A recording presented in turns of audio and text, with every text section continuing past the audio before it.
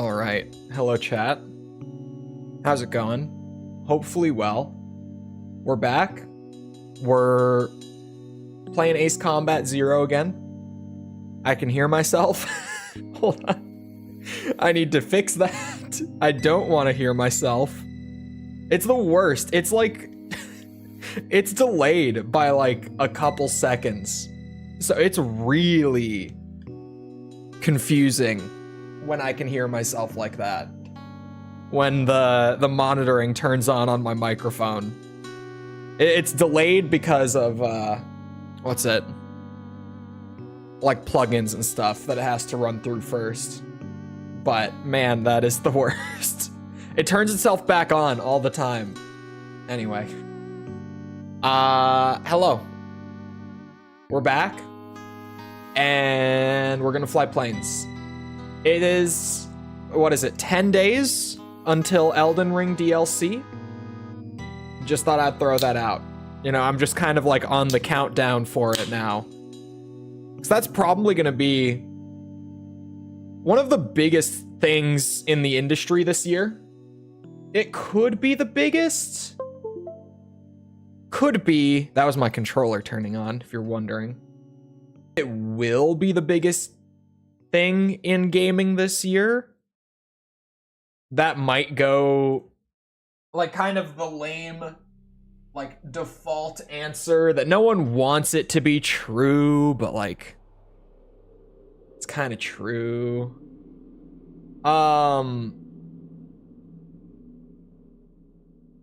It's that Black Ops 6 will probably be the biggest. It's not a great look to talk about crotch grabs in 2024. What do you mean? What do you mean by this?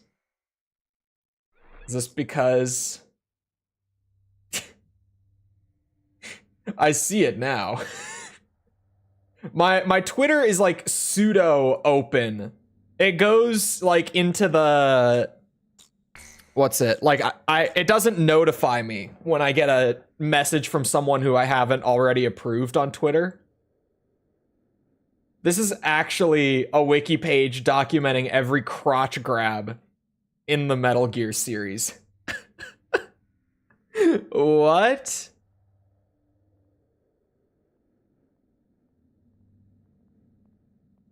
They're even... What? I didn't even know. Wait. How do you do it? Apparently, there's a CQC move of a crotch grab in MGS4, like a legit way that you can incapacitate enemies by grabbing them by the balls. I'm looking at a screenshot of it as well as like a couple paragraphs of information on it. The move, however, is totally ineffective on Haven troopers since they are composed solely of women. You're shitting me. We've received a report the remaining Belkan troops are converging on Belka's northeast coast of Anfang. How do you do the crotch grab? Deploying land, sea, and airstrike teams. These troops refuse to accept the Belkan interim government's official capitulation and are adamantly resisting. In light of the current political situation, this mission will be a top-secret operation carried out entirely by mercenaries. The mission will be called Operation Bloom. An essential part of the game. Oh, I was supposed to do the B route, I think. Final boss was easier than I expected. The final boss isn't so bad in Project Phantasma. The Jupiter strike team will be responsible for maintaining air superiority. I'm very thirsty, and the stream is very laggy. I'll fix that. Why did you open over here? When the Give capitulation me that. ceremony takes place in Lumen, Mars team will strike first, followed by Mercury and then Jupiter. I'm waiting for at least him to be done. That is all. So that I can fix my... You guys are going to have to say hello to the Void. He's been waiting. It's a he, by the way. You should be going any second now.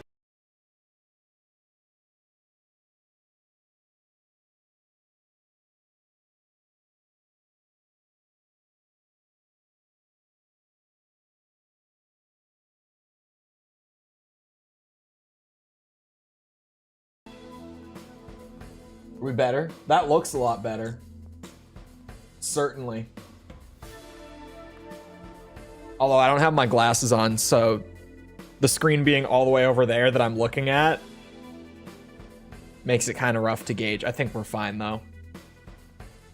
I can spot 60 FPS even without my perfect vision.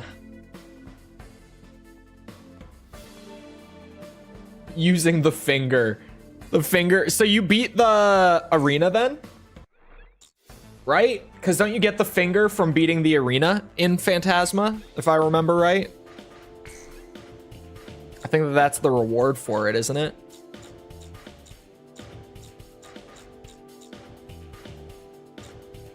Man, planes in Zero get real expensive.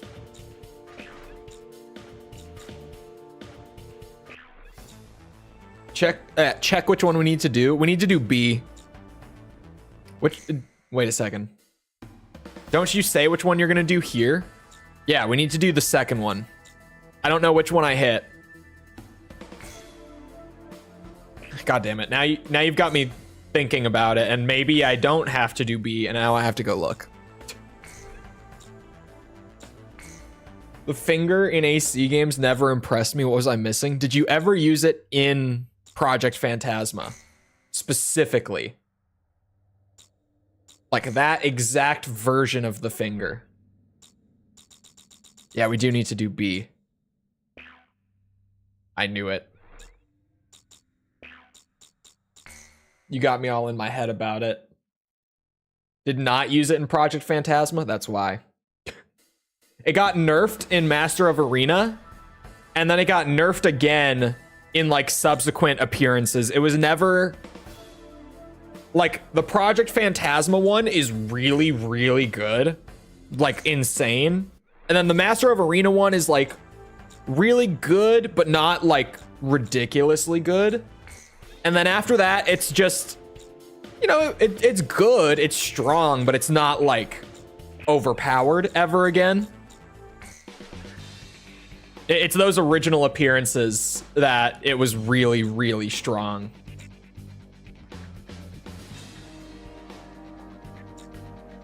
I've got so many options. Because you get the ability to buy the SU-37 at like mission 5. You know, fair enough.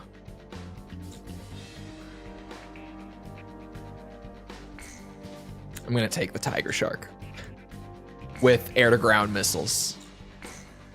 That's what I'm feeling. That's what I'm feeling. Original finger has like 3,000 ammo. Yeah, there's not an ammo problem with the original finger either, which is kind of a crazy thing.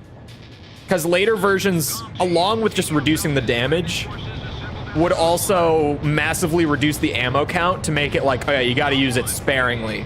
You can't just spam this thing everywhere. But the OG carries so much ammo. Please stop the Tiger Shark only run. I'm not doing Tiger Shark only. I really like this plane. I'm having a good time flying it. Like Tiger Shark, what's so wrong about that? You know, maybe if we get enough likes on the stream, I'll buy a new plane. We'll see. We'll see how I feel. How many likes we get.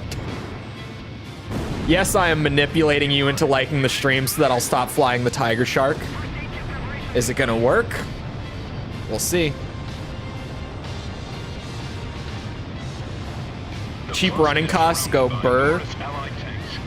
It's a positive. Oh, I should have checked my ace style before this. Today's signatures will ratify an agreement which calls for the disarmament of Belka. Forward wing F-20. Could be a good time,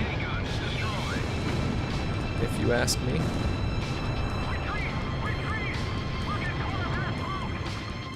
Ooh, hello, Ace. Fancy seeing you while I'm not looking for you.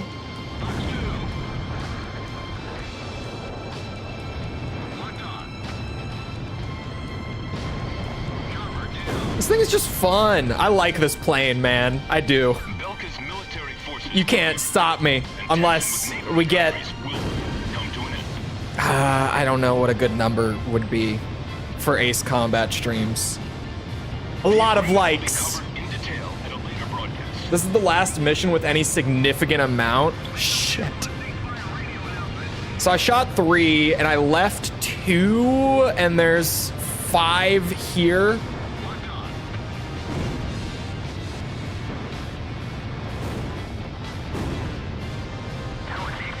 I'm gonna stop with that one. You really need to hope your ace style is good by now. There will be some, just not this many. So we'll hope that that's a good estimate. If not, we will deal with the consequences later. Nevertheless, the great war that enveloped the eastern countries and cost the lives of so many has finally come to an end. Hello, F-14. You can't handle the tiger shark.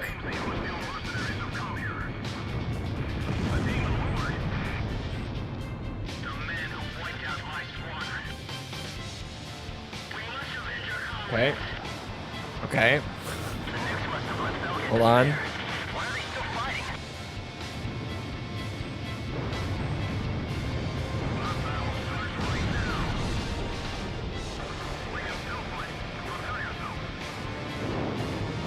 Boosh. Not worried about missiles. Not. Uh-oh. Oh, that lock on.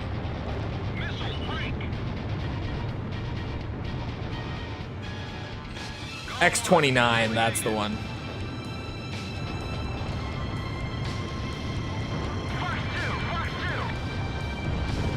The X-29 was in, what's it? AC-2, right? I feel like I remember flying it in AC-2.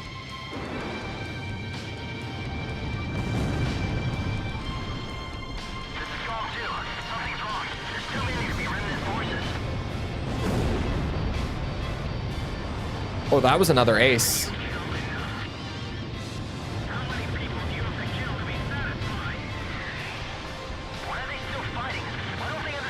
AC-5 as well. I feel like I distinctly remember the AC-2 one because I remember just being like, this is such a weird looking plane. Like good weird. But weird. Oh yeah.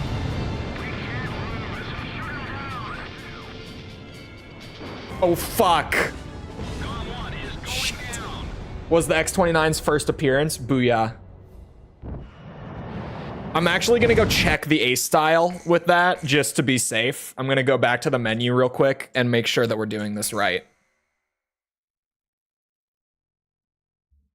Cause yeah, this is like, we're getting into the end game here. So I should probably be paying a little more attention to it. Cause this is the one run where ace style's gonna be like actually finicky. We already did the Merc run and it was the easiest thing ever. Not aircraft data, what am I doing? And the night run is gonna be the same thing. It's just gonna be don't shoot any yellows. Oh, I was way... Okay.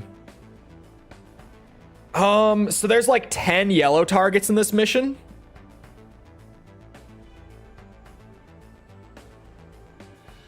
Where are my 0 veterans in chat? I would have to assume I'm shooting like at least 8 of them. Maybe more. What do all the Ace Combat 0 vets think? Unlocking the Morgan. Eventually everything, yeah. As we get there.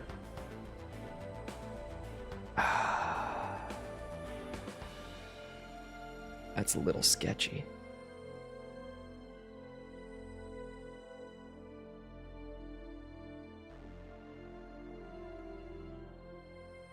Just happened to get it. Well, there will still be yellows, right?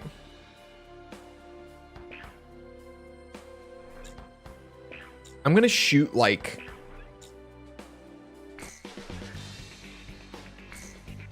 maybe... okay, that was the right color. I had to be sure.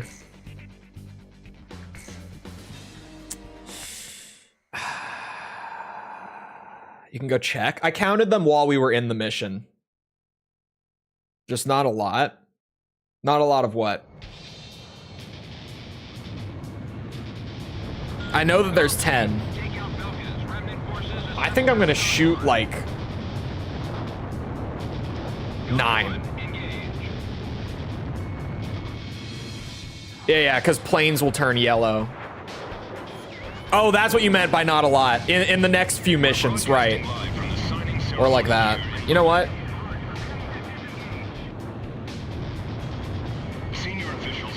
Yeah, I'm gonna shoot like 9 of them. And if I go too far towards mercenary, then we just spare an extra one. Like, it's fine.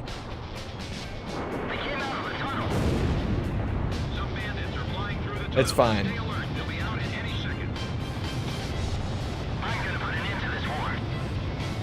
This mission is gonna be way more merc-sided than night-sided.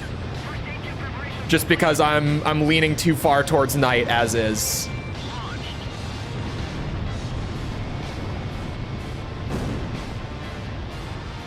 The plaza is surrounded by numerous allied tanks, and the atmosphere is stirred.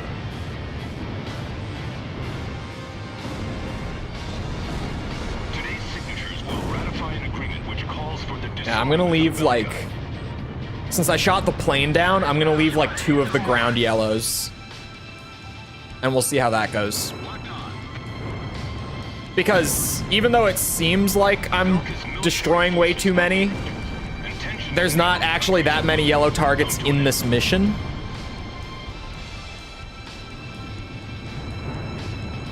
And like I said, even if we end up going a little too far left, that's kind of preferable, because then I can just start sparing stuff. During a peace treaty. Hey man, I choose my moments well, okay? It's all meticulously planned, don't worry. The ceasefire was agreed upon due in large part to the 7 nuclear attacks.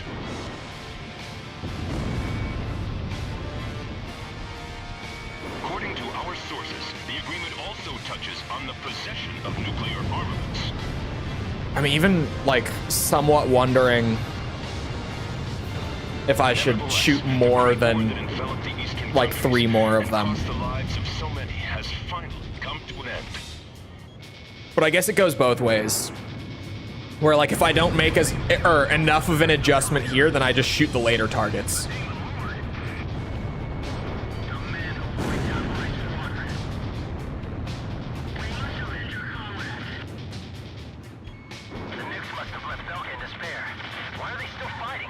Okay, missile, thank you.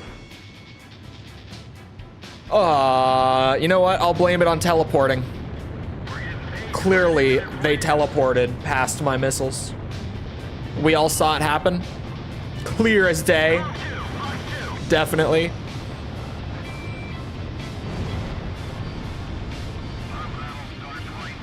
Gotta get those war crimes in before they're signed. Exactly. This is my last chance.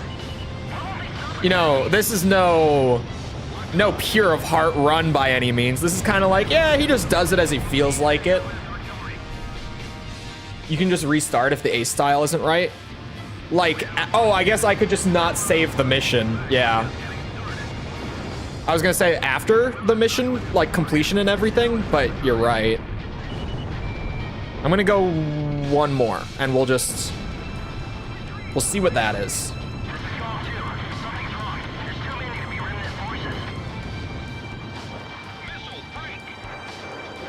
I'm going for a solid swing towards the mercenary side of things.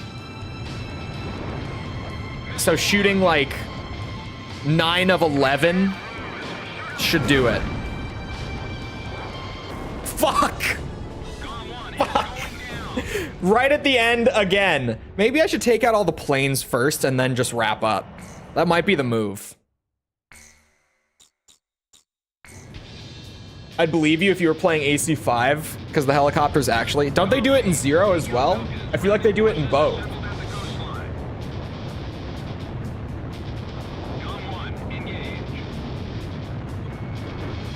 Push, push. You need to be in the center by now? Like, actually? All right, I'll just shoot everything then. Fuck it. Broadcasting live from the signing ceremony here in Lumen. If we're worried about not swinging far enough left, then I'll just shoot everything. Of a peaceful solution.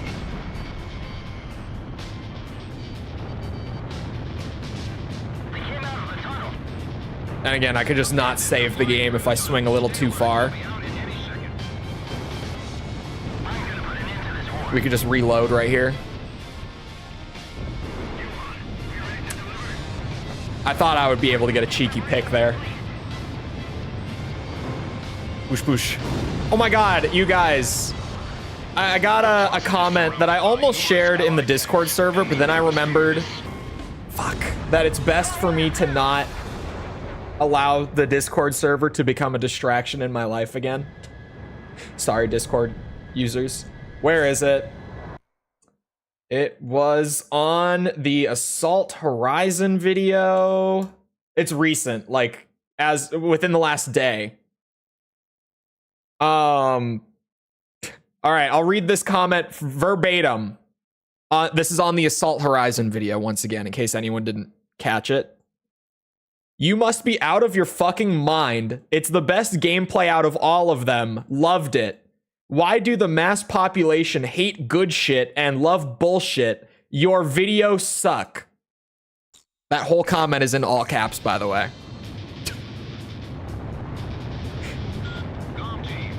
So when I talk on stream, like when Tom was here the other day and he was talking about video stuff, and I was like, Tom, don't worry too much about what you say about certain games, because you're never gonna be able to please everyone. I have been told that I gave Assault Horizon way too much credit. I've been told that I just don't like the game because I'm bad at it. I've been told that my videos suck because I don't like the game. Now, officially. That's probably the most heated one that I've gotten. The all caps, your videos suck. My videos suck.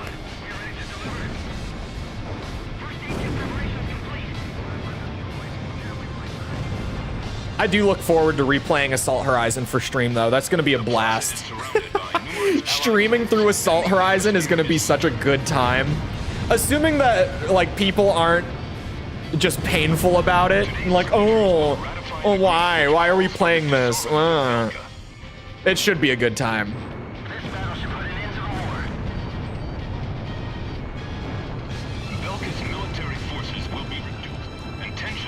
There are people who hate Strangereal because fictional universe bad. There are a lot of people who, back to like the, you know, doesn't really matter, just say how you feel. When I was talking to Tom about that the other day, there are people who, when I was like, you know, the game's not set in Strangereal, but I'm not like overly upset about that. I like Strangereal, but having it in the real world is fine too. There were a lot of people who were like, oh my god, I can't believe you would say that. Ace Combat is Strangereal. It's not Ace Combat without Strangereal. How dare thee? How dare thee? Oh shit. Okay.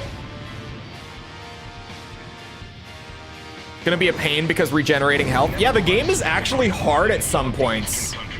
Like, even on normal, I actually... Assault Horizon, I think, was one of the, like, first playthroughs that I got shot down the most during.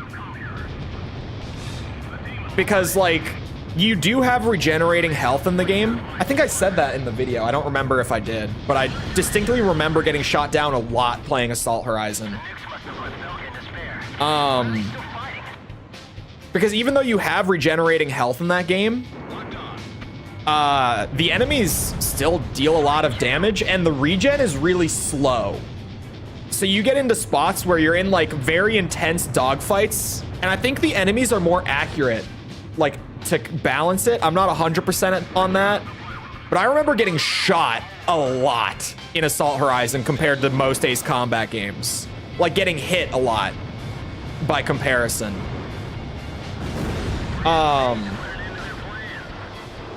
I could definitely imagine that like the Ace playthrough might actually be pretty rough because the health regen is so slow, although it might just be one-shot missiles anyway. But then if I'm right and the enemies are more accurate in that game, then woof. Like that'll be a problem just on its own. I already make so many stupid mistakes doing these runs. Was another funnel for the Chole lock right at the end. Bro, it honestly could be, like on Ace difficulty, I could totally imagine it being a game that like, yeah, this shit's hard, sort of thing. I totally made the right decision on the Chole lock, by the way, because I was like, I don't even know what the Ace experience is like for half of these games yet.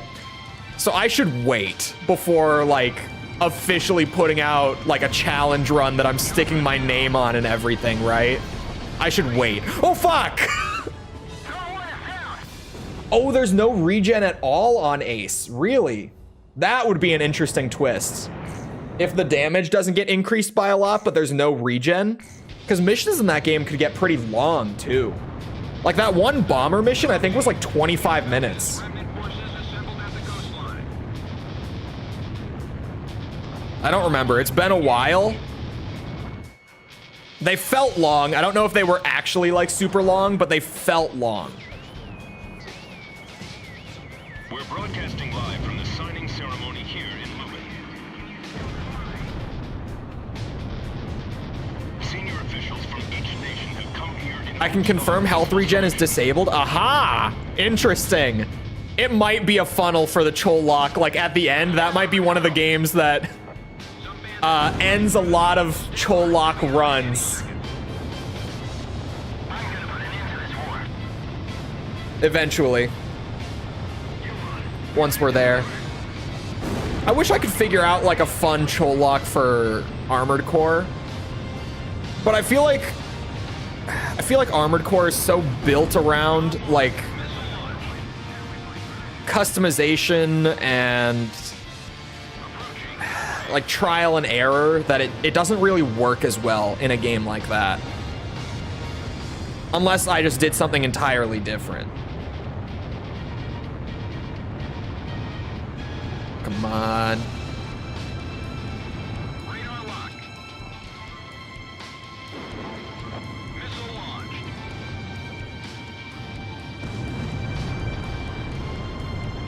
Why do you think both Xbox and PlayStation lack in games like Ace Combat, but on PC there's tons of fighter plane games? Is there like a distinct difference? Like, does PC have way more? This would kind of be the first that I've heard of it, in all honesty. Only way to get it is a code. Well, for the Steam version, yeah. For Steam version, the only way to get it is a code. Aren't really a whole lot of flight sims. Well. It is the genre. I'm not gonna be that guy. I'm not gonna be that guy. I won't be.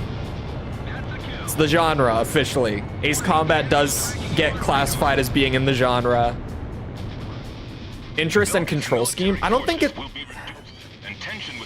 I could be wrong, but to my understanding, I think a lot of the like flight games outside of like Ace Combat and like War Thunder and like Microsoft Flight Sim, I think they're mostly like indie or AA, right? Which I guess partially would be interest as well to that point.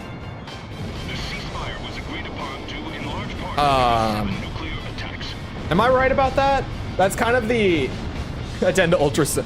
No. It is like I was about to be that guy who's like, well, this isn't really Sim, but like, you know, I got so much of that shit when I was reading off like the little like promotional thing at the beginning of every video where I'm like, Ace Combat Zero is a combat flight sim game, blah, blah, blah. I got so many comments on like almost every video in the series of people being like, it's not sim. You should play a real flight sim. Then you would know. But you're such a casual. I'm not gonna be that guy. I will never be that guy. I won't be. I don't want to be that guy. Boosh. Oh, that was clean. I'll take it. Victory. Uh-oh. I'll just take the one. It works.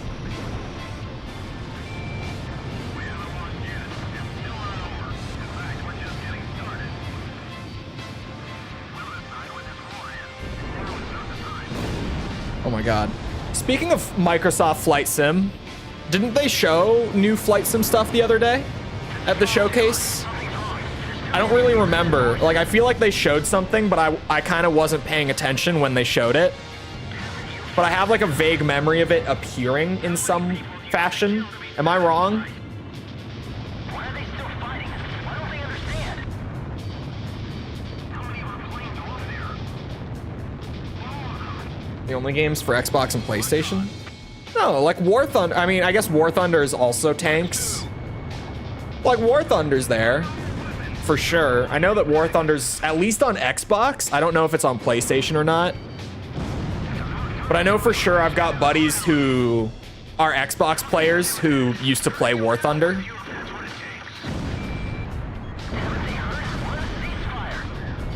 There we go. Jesus. But also that's multiplayer, so I guess like a little different. What the hell is this? Way out here. Oh, it's just another chopper. Like Air Force Delta, the Crimson Skies.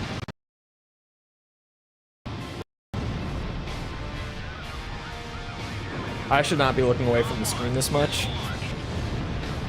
For the amount of times I've gotten shot down on this mission. But yeah, I would assume, at least again, from what I've seen, I think it's mostly just because the majority of the flight scene is made up of like indie and AA games. So it would primarily be like not having the budget to produce a port and publish on the console. It would be kind of like the primary thing. Because publishing fees on like Xbox and PlayStation and Nintendo and all that are insane, on top of the fact that they take like 30% of all sales. I don't know what Nintendo takes actually as like their revenue split, but Xbox and Sony both take 30% splits of all sales on their storefronts, which is the same split that Steam takes as well. It's kind of like the industry standard thing. Or sorry, split thing. It's the industry standard split for digital storefronts is 30%, so I'd assume that's what Nintendo does. But I don't know, it's Nintendo. They could take like 70 and it wouldn't shock me. I'm kind of joking, but also Nintendo.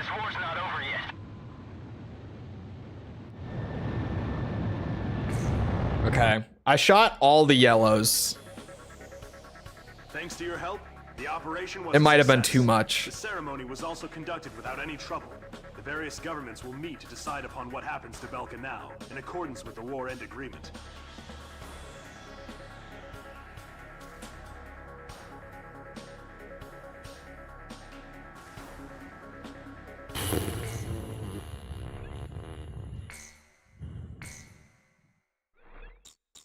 Okay, let's retry mission. I did see the David Hayter overview. It was good.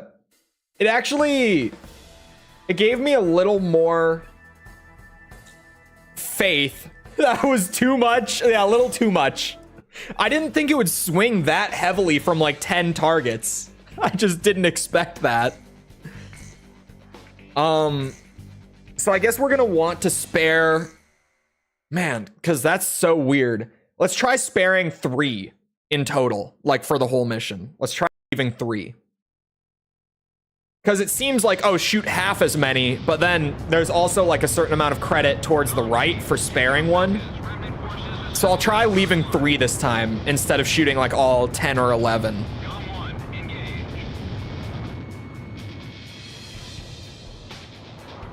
Because if we shoot only half, we're going to stay exactly where we are, right? We're broadcasting live from the signing ceremony here in Lumen. If I shot 5, spared 5, we would just stay exactly where we are, which is not what I want. That's so weird. I didn't think it was going to swing that much. But yeah, the hater interview, or sorry, overview, not interview, sorry, did give me a little more faith.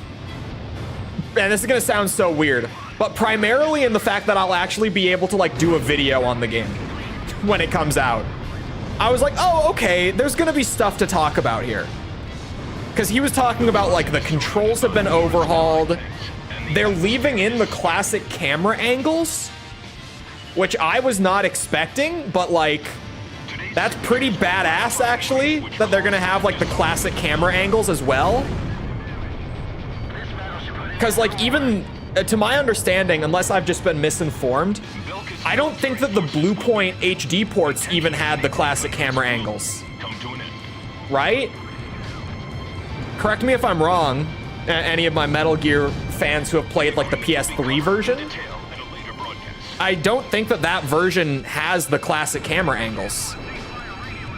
I think Subsistence did, or Substance, I can never remember which is which. I think that the PS2's re-release did maintain like the original angles, but then the HD ports didn't. I don't know if Master Collection has them or not, because that uses the HD ports, so I would assume not to that extent. According to our sources, the agreement also touches on the But I don't know. of nuclear armaments. But especially for them like remaking the game Nevertheless, the Great War in Unreal, Eastern countries and cost the I just was not expecting them to redo the original camera angles and like that entire style of gameplay, but shit. What made me really sad in that interview was hearing from the director of the Master Collection, who's also the director of MGS Delta. It's the same guy directing like kind of the whole revival project right now, like the whole legacy project, I think they were calling it. And he was talking about like, yeah, we made some mistakes with the the Master Collection. And, you know, the fans were quick to let us know and kind of like keep us humble about it. And we've been trying to fix it. And I was like, damn, dude. Like, Konami screwed this project by pushing it out in the state that it got pushed out. And this guy has to like go on interviews and stuff and just completely take like the blame for it and be like, yeah, this was my bad. Like, that sucks. Because, like, we know that it wasn't his bad. Like, that was Konami pushing it out before it was proper ready to go. Because when the port came, or sorry, when the Master Collection came out, it was just buggy and, like, missing a lot of features. Like, volume sliders had to get patched in months after release. A fucking volume slider in the options wasn't there. Like, that's not, oh, this was my bad as the director, I just didn't think of these things. That's like, no, Konami put it out way too early. It just wasn't ready yet. And like all the sound bugs with MGS3 that still aren't fixed, to my knowledge. Just all that stuff. He had to be like, yeah, that's my bad. Fans have kept me humble though, thankfully. And I'm like, man, but was it your bad? Because I don't think it was. And, you know, it's like Konami making the video. So, of course, he has to be like, yeah, this was me. This was me. Totally me. Please be Metal Gear 1 and 2 remakes. I wouldn't be getting my hopes up that high yet. He does say that's just the start, but fact of the matter is, like, if Delta doesn't sell well, they're not going to do more remakes. They might currently be planning to do more, but that plan is going to be like on the condition that Delta performs well. So I do hope that it leads to more Metal Gear stuff in the future. Like that series kind of coming back and not being dormant anymore, like it has been for so long. But we kind of just have to see. It kind of depends. I don't think it's going to perform bad. I don't think it'll be bad. The question is more so, will it meet Konami's performance goals and will it justify the amount of money that's being spent on production? Because, like, you look at the game, that's an expensive-ass game that they're making. Like, just look at it. It's costing them a lot of money. That shit isn't cheap. So it's more... Like, I'm more worried about that sort of thing. I don't think the game isn't gonna sell. It's just, will it sell enough to justify that? Oh, fuck. I didn't think it was the Sam. You didn't sell 4 billion copies. We're shutting you down now? Okay, you guys. Look, Konami's bad, but it's not Microsoft, okay? Come on now. Come on now. Oh, Chole. I thought it was coming from behind me. There was a jet behind me. And I thought it was him. I didn't think it was the Sam, because the Sam had just fired.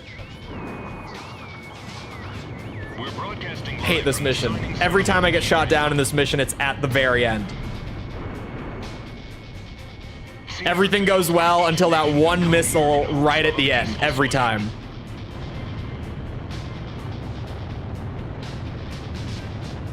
Yeah, I'm hopeful for Delta's like performance and everything. I also think, especially after hearing like the approach that they're taking, and obviously seeing gameplay and everything, there's no way that the game will be bad. Now, that doesn't mean that the Metal Gear fandom is going to be happy with the game.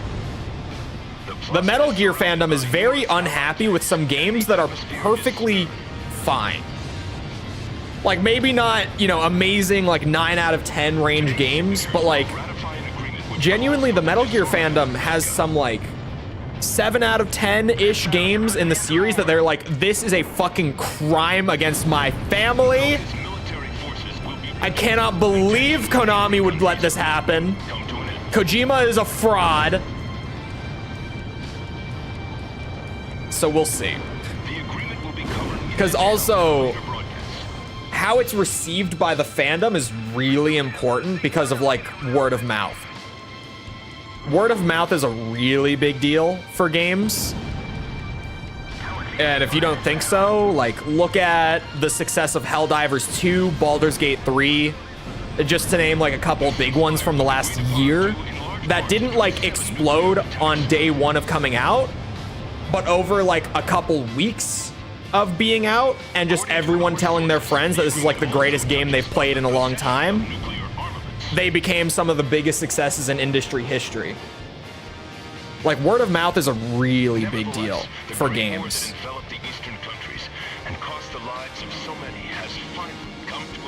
And especially, like, if word of mouth is really bad on a game, you get situations like Metal Gear Solid The Twin Snakes, or Ace Combat Assault Horizon, where it's like, this game isn't amazing, but like, it's a good game.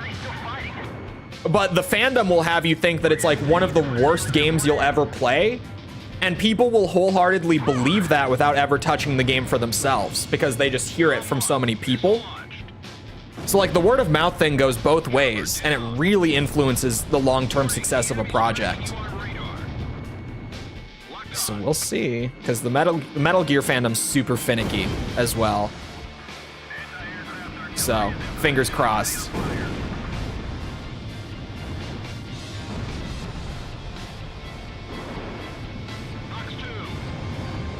No, we're not going full merc. We're going to be sparing like 3 targets.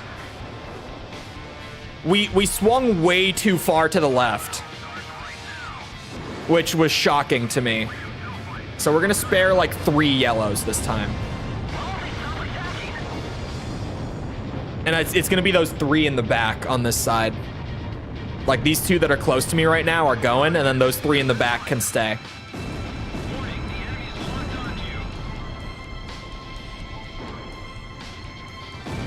Fuck me. We're fine. I should have just kept the lock on. I wasn't thinking when I did that. Does have funny, cheesy lines going for it. Even just like the gameplay in Assault Horizon is fun. It's not traditional Ace Combat, but like it's a fun game.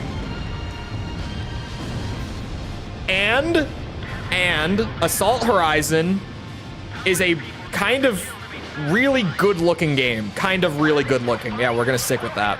Good job, Cole. I was like, am I dedicating to saying that it's really good looking? And at mid-sentence, I decided that I was. It's a really good looking game. Like stylistically, when you're like doing the dogfight mode and shredding the jet in front of you with machine guns and like all this oil and like metal scrap is like flying at the camera as you're doing it, it looks really good. Like it's a really satisfying game to play. Even like the chopper gunner bullshit, right? There's like that mission with all the crates on the cargo ship that you're like raiding. And if you shoot like the wooden crates, they like splinter up and like fall apart into like a million fucking pieces. And it's genuinely really impressive for the hardware they were on at the time that they were doing that. Like it's a good looking game. It is. It makes it really fun to just, you know, kind of have this mindless like 5-hour romp where you just like shred things and blow shit up and then you're done. It's a perfectly fine game. But like the super dedicated Ace Combat fandom, or at least the majority of them, would have you thinking otherwise. Like if you had never played it for yourself, you wouldn't think of it as being a good game, probably, just because of word of mouth. No 7th gen piss filter. It doesn't really have a piss filter, at least my memory. Like I don't remember there being a piss filter because they were using the same engine and assets and stuff that they used in Ace Combat 6. They used for Assault Horizon. So I don't recall there being a piss filter. All right, moment of truth.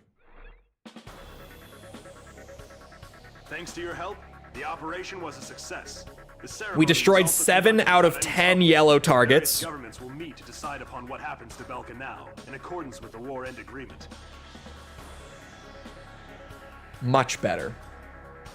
Much better. Significantly better. Now this next one we could probably micromanage. I don't know. I feel like we want to be like on the D, right? Right? I feel like that is kind of the midpoint.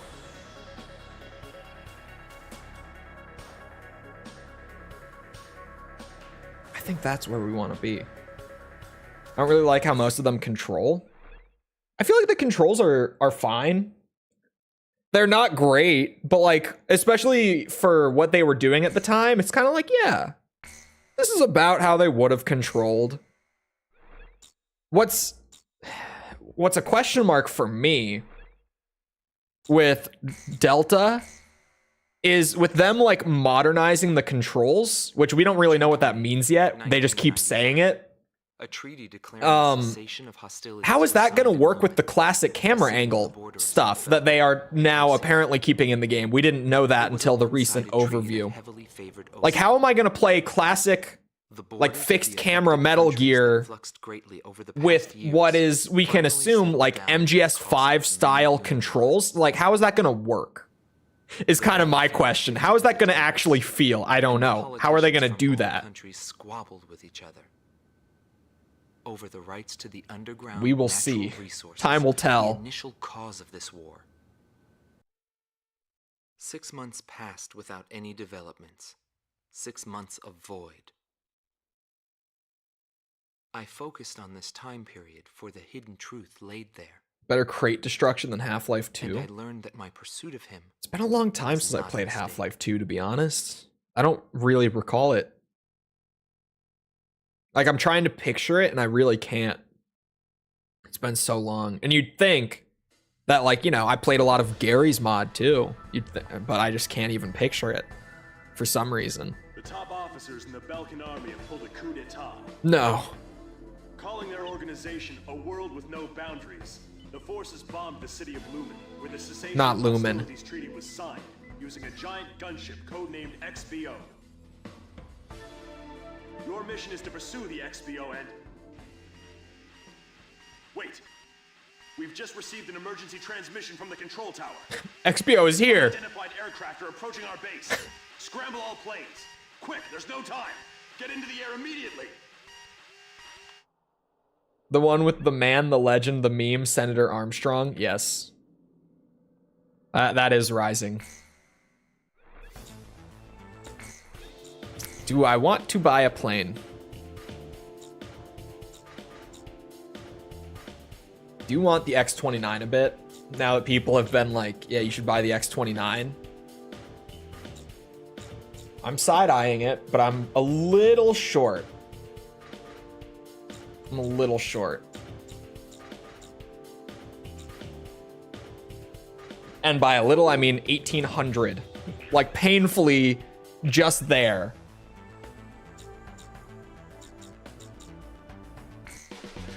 So if I get a yellow, this mission, like a single yellow target, I want to shoot it. If I get any more than that, we just, as we go, I'm going to do every other. I feel like we're right about where we need to be. I want my SAMs. I want you to have, oh, wait, no. Those are air to ground, air to air.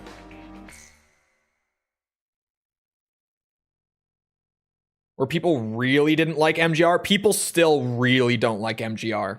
Trust me. Like, here's the thing with MGR. Outside of the super hardcore Metal Gear fandom, everyone loves the game. Everyone's like, oh, what a fun game. Well, I love MGR. The music, the characters, the gameplay, it's a good game. Within, like, the more dedicated Metal Gear circles, it is not liked to this day.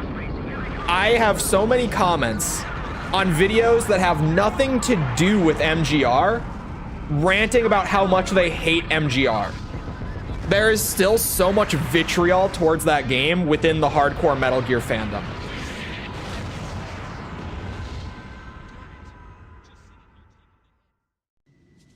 It can even be the Galm Team. Send them up. So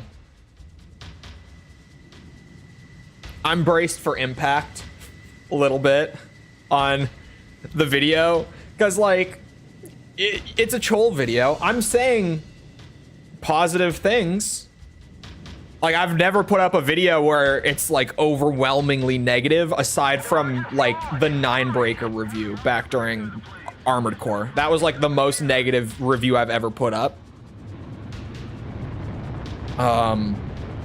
Like every review, I'm like, yeah, there's this good thing, this good thing, this good thing.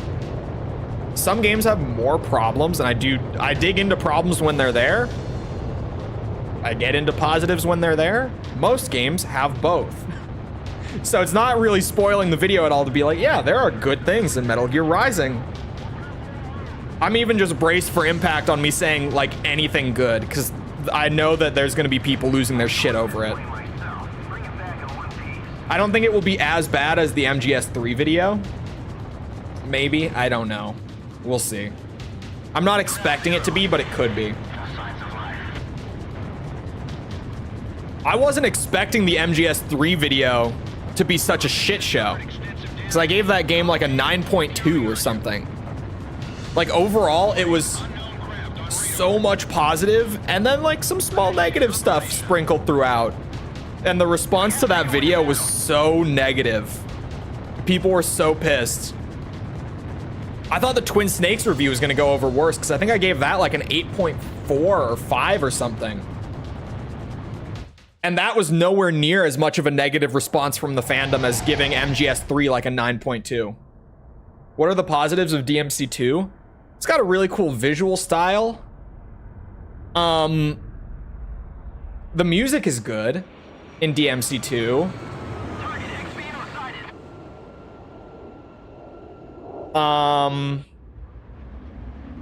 Espada 1 to Espada 2. It's time to stop the Demon Lord. This is Espada 2. Roger. Lead the way. I'm thinking. I'm finding things. Not a lot of things, but things. I'm sure if I really sat down and like I replayed it and I got out of my head about it, I could find things, like more things. Because also all of my recent DMC2 experience is with S ranking it, which is miserable. I wouldn't wish that on my worst enemy. It's just the worst, actually. Man, this guy's hauling ass.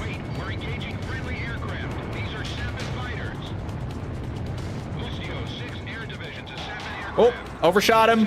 Overshot. Oh my god, he almost point blanked me in the ass. Oh my god. Please.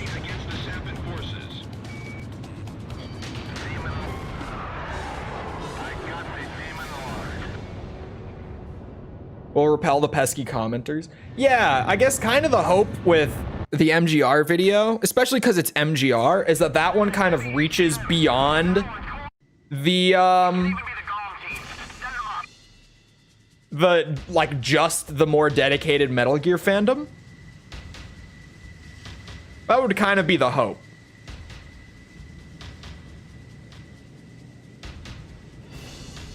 I still can't get over sapping. It has no relation to any existing Hispanic culture at all. Of course not. Did enjoy the swords. The swords look cool. Like the combos feel bad with like the weird motion stuff. They just don't, and like the animations are super weird and floaty and but like the swords, like the art style in DMC2 is cool. I think Dante looks great. I think his weapons look cool. I think a lot of the enemy designs in that game are pretty cool. And even some of the more stupid ones are just so stupid that you kind of have to love them. Like the building that gets so like possessed with demon energy that the side of the building legitimately turns into a demon for a boss fight. Like how stupid and goofy is that? How could you be mad at that? Right? Like if that was in DMC3, it would be one of the most memorable and beloved bosses ever. Regardless of how stupid it is. It's like stupid in a good way, like stupid in a fun way, you know? Hey!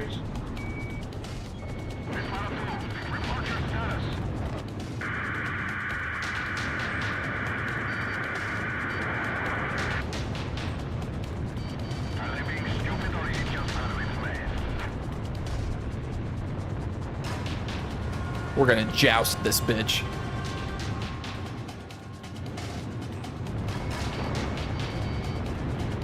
Didn't work. Shit. PJ? Look, man. I don't ask for a whole lot from you. Fuck.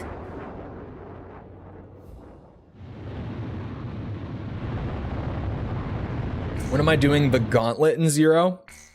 How do you unlock the gauntlet?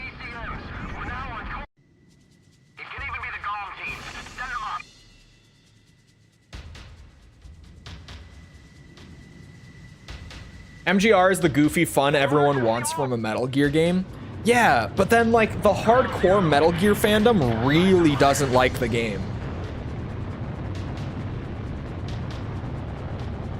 It's weird, man. Although there is something to be said with like, yeah, it's one of those communities, like the Ace Combat community is one of them, right? Where there's like a very, very loud vocal minority that's like really, what's the word? What's the word I'm looking for? Particular? I don't know what the word I'm looking for is. I guess like particular about what you can and can't like or dislike in the series.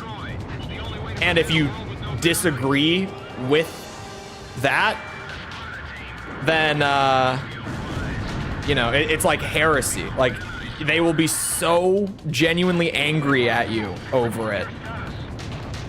Elitist. Elitist is a great word for it. Yeah, Metal Gear has that same thing where there's like a very small but very loud portion of the fandom. Super gatekeepy too. Did I read you guys the comment that I got like within the last week? This was a recent one where I got told that I should stop making the Metal Gear videos because I wasn't playing the games between 95 to like 2015.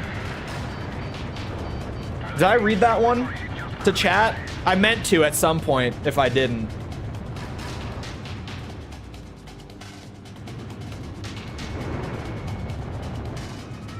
Like Armored Core has the same thing. So far, every game series I've covered has that group.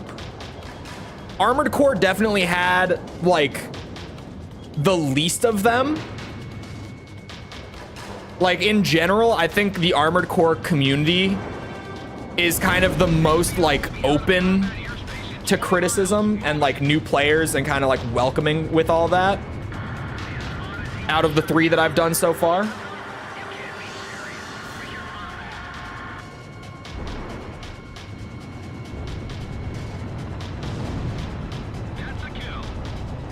If a game is fringe, it probably has those kind of fans. Yeah, Metal Gear is as mainstream as I've covered, but even then, like, Metal Gear has been dormant since, like, what, 2017 was Survive, I want to say? Just off of memory. So it's yeah.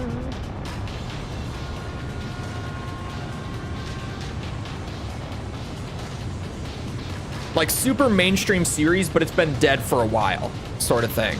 Like, nothing's really been happening with it. So it's kind of fostered that a little bit more over the years, certainly. Whereas Armored Core and Ace Combat, well, actually, I was kind of jumping in at the right time with Armored Core, because it was super niche when I started the videos, but by the time that the series ended, like Armored Core 6 had come out and it had become like a super mainstream thing. That was kind of a weird one, where like over the course of me doing the series, like it changed from being super niche to super popular. Whereas Ace Combat, that sort of timing was not at all there. It was just, Ace Combat is niche and hasn't had a game in 5 years.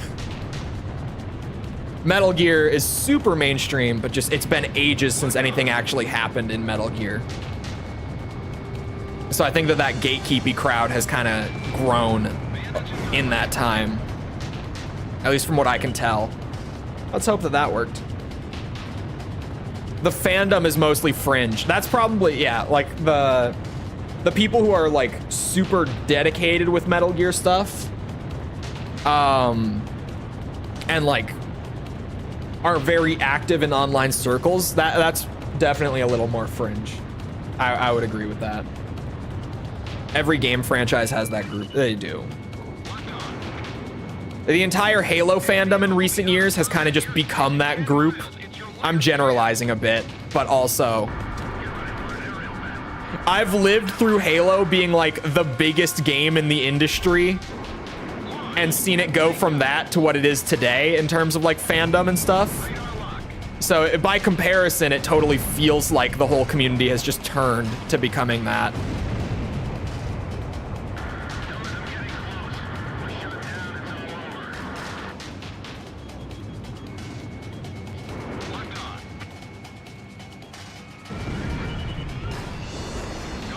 What were the other, like, front run? Oh, Yakuza, I think, is just gonna be like that. I think Yakuza will be kind of like Metal Gear, though, where it's like, yeah, a lot of people have played these games, but like the people who are super into these games and like participating in the online discussion and stuff, like that's a little more niche, a little more fringe. It's the word that's been used in chat, so I'll stick with it. Ooh. But like if we did Resident Evil is in second place and slowly creeping up. Resident Evil's super mainstream.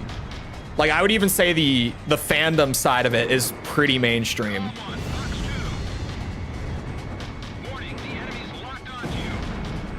Especially nowadays. There was a period where it wasn't anymore. But in like a post RE7, RE2 remake world, it's become really mainstream again. Like it was back in my day. Oh, fuck me. Ooh. Oh, there's another one still. Okay. We are pushing it. We are pushing it.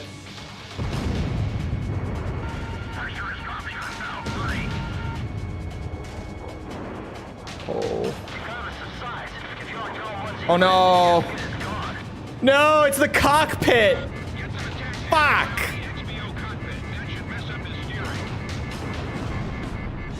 I tried. I just went for it. This is the only chance. Halo has so many ups and downs. Tell me about it. Like fandom-wise especially. It's kind of been a slow decline ever since like Halo 3 with Halo. Like it wasn't super bad until like Halo 5 was when it really got bad. It got bad in Halo 4, it got really fucked in Halo 5, and it's been that way ever since. So it's been that way for like 9 years now. But like that started with, you know, people weren't happy with ODST at all, which was mostly a pricing thing. And yeah, the fact that it was $60 was crazy. I'm trying to think. Oh yeah, Reach was a super mixed bag in terms of the fandom. Reach was like, you either love it or you hate it. And there was no like, yeah, I think it's okay. It was one or the other. Like the best thing or the worst thing. And no in between. Reach kind of started the Halo Civil War shit that goes on all the time. And it's just kind of progressed with each title since. Like, got pretty bad with Halo 4. Got really bad with Halo 5. Stayed really bad with Infinite. Is probably past the point of recovery with that fandom, I would say. Unless we were to get, like, you know, an RE7, RE2 remake sort of thing, but that almost never happens for a franchise. Like, Resident Evil is honestly really lucky to have salvaged itself the way that it did. Very, very few franchises get to do that. It's so rare that that ever happens.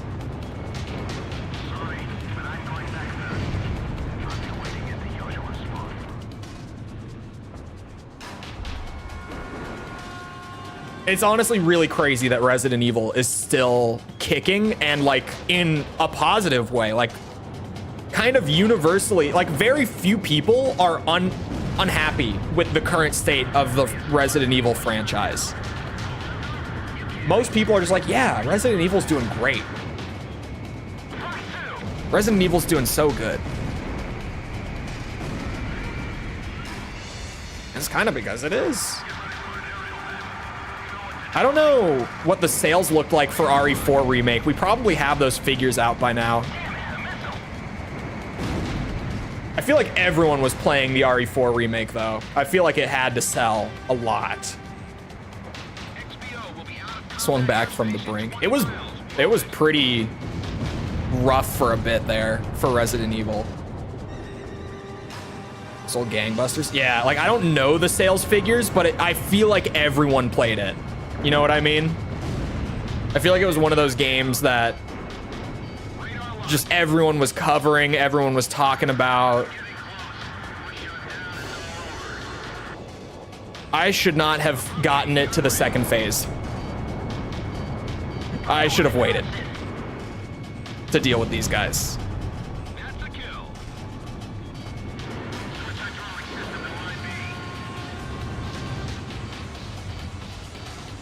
I need to get the missile launchers down first, I think. If I can. I don't think I can really choose to be honest. Fuck.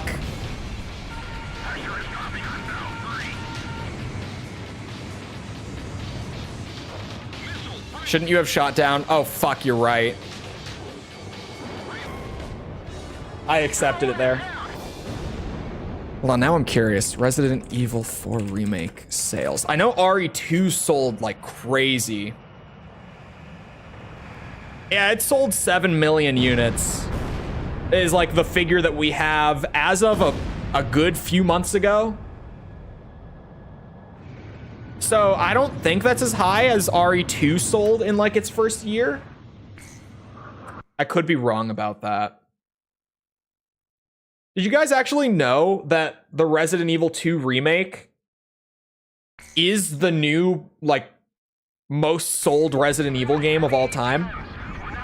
For my Resident Evil fans out there, it's a big deal to say that, because it's like super common trivia. Like everyone is kind of like, oh yeah, Resident Evil 5 is the best-selling Resident Evil game of all time, sold the most copies, and it was that for like 14 years, something like that. But now it's the RE2 remake, which I think, hold on, where are the figures? Just change one number in the search. Yeah, it's sold more than 13 million to date. And that figure is coming from last October. So that figure's almost a year old even.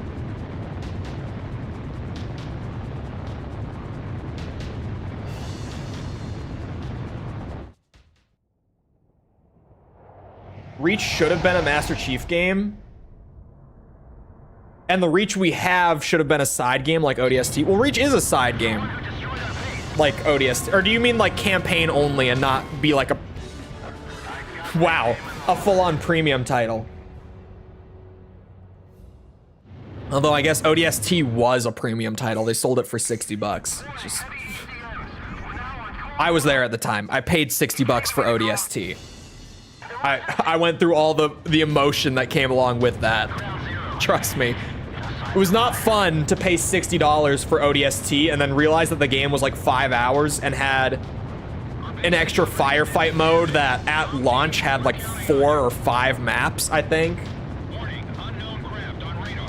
It was rough. It was not. Yeah. It would have been great to get a game of what Chief was doing on Reach. Reach is fine for what it is. I'm not the biggest Reach fan. I've talked about it plenty. I'm kind of known to not be a big Reach fan historically. It's not that I dislike the game. Like it's perfectly fine. It's just like among the rest of the franchise lineup, I don't love it. Which I know a lot of people, it's one of their favorite Halo games. And I've always been so confused by that. I keep playing like shit right off the bat. Honestly, the Espada fight is kind of the hardest part. Aside from, I guess, sneaking in the ace kills will probably actually be the hardest part. RE2 Remake is probably my favorite. It is my favorite, I think. Although I've said a lot that every time I go back and replay RE1 Remake, it creeps up on my list a little bit more. I feel like RE2 Remake on replay, every time, I'm like, this is great. But RE1 Remake is so fine-tuned, it's crazy. Like, by comparison, man, every time I go back and replay RE1, I'm like, someday, RE1 Remake will be my favorite in the series. It's only a matter of time, really. Because every time I revisit it, it goes up the list like a little bit. Right now, it's at my number 2. It's just a damn good game, man. It's just so well paced, so well like balanced out in terms of difficulty and stuff. Oh, I hate tank controls with a passion. No, man, I'm a fan. I'm a defender even of tank controls. Not in the sense that I'm like, oh yeah, these are the best controls ever. How could you not like them? But like for the cameras that they were,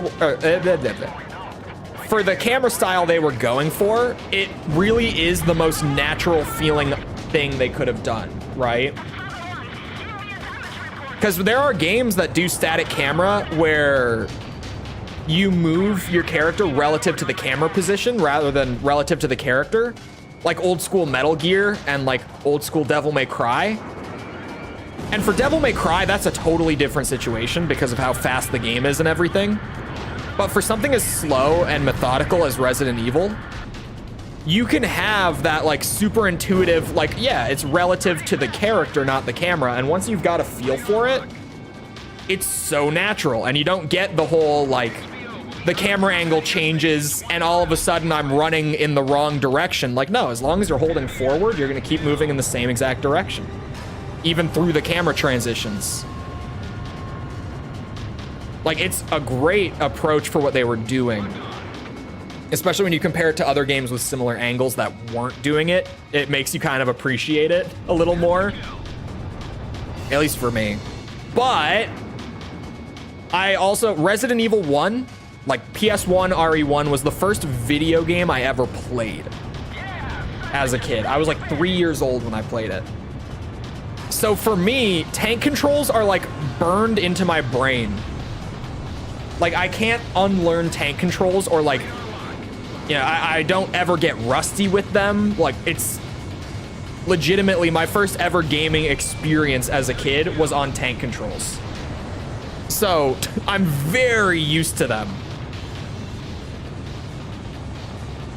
Which is honestly part of it. And I can recognize that at least. Third-person style remake of 1 would be really good. You're not crazy. Have you guys heard the new Resident Evil leaks? That apparently they are doing Code Veronica before 5? I didn't think they were going to. I was super cynical.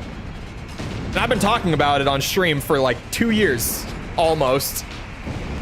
Where I'm like, no, they're never gonna remake Code Veronica when they could remake 5 and 4 instead and just print money. But apparently they are working on a Code Veronica remake right now, if leaks are to be believed. Like RE9 and Code Veronica remake are the two big projects coming from the RE team at Capcom right now.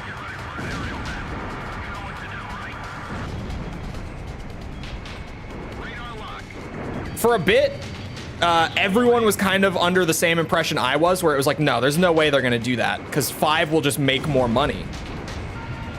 But like a lot of leakers are starting to say like, no, you guys, they're doing Code Veronica. Like that's what they're working on right now. I'm telling you. Oh fuck, that snuck up on me. Aren't they also working on one for 0? I've heard the one about 0, but it's kind of weird.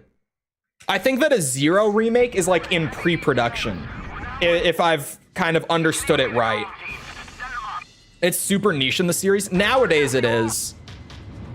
Back when it came out, it was like, yeah, this is a mainline title. But now, it like long-term effects of not being numbered and originally being exclusive to the Dreamcast, it's kind of led to a lot of like, especially newer fans, not even being super aware either of its existence in the worst cases or like in the best cases of how significant it actually is.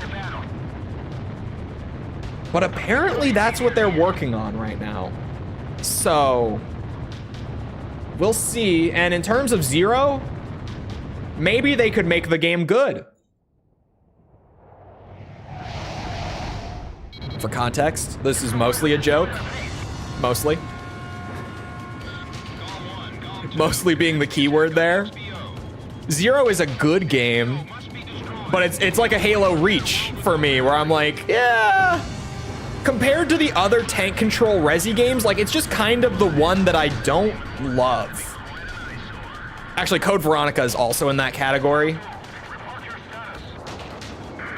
But,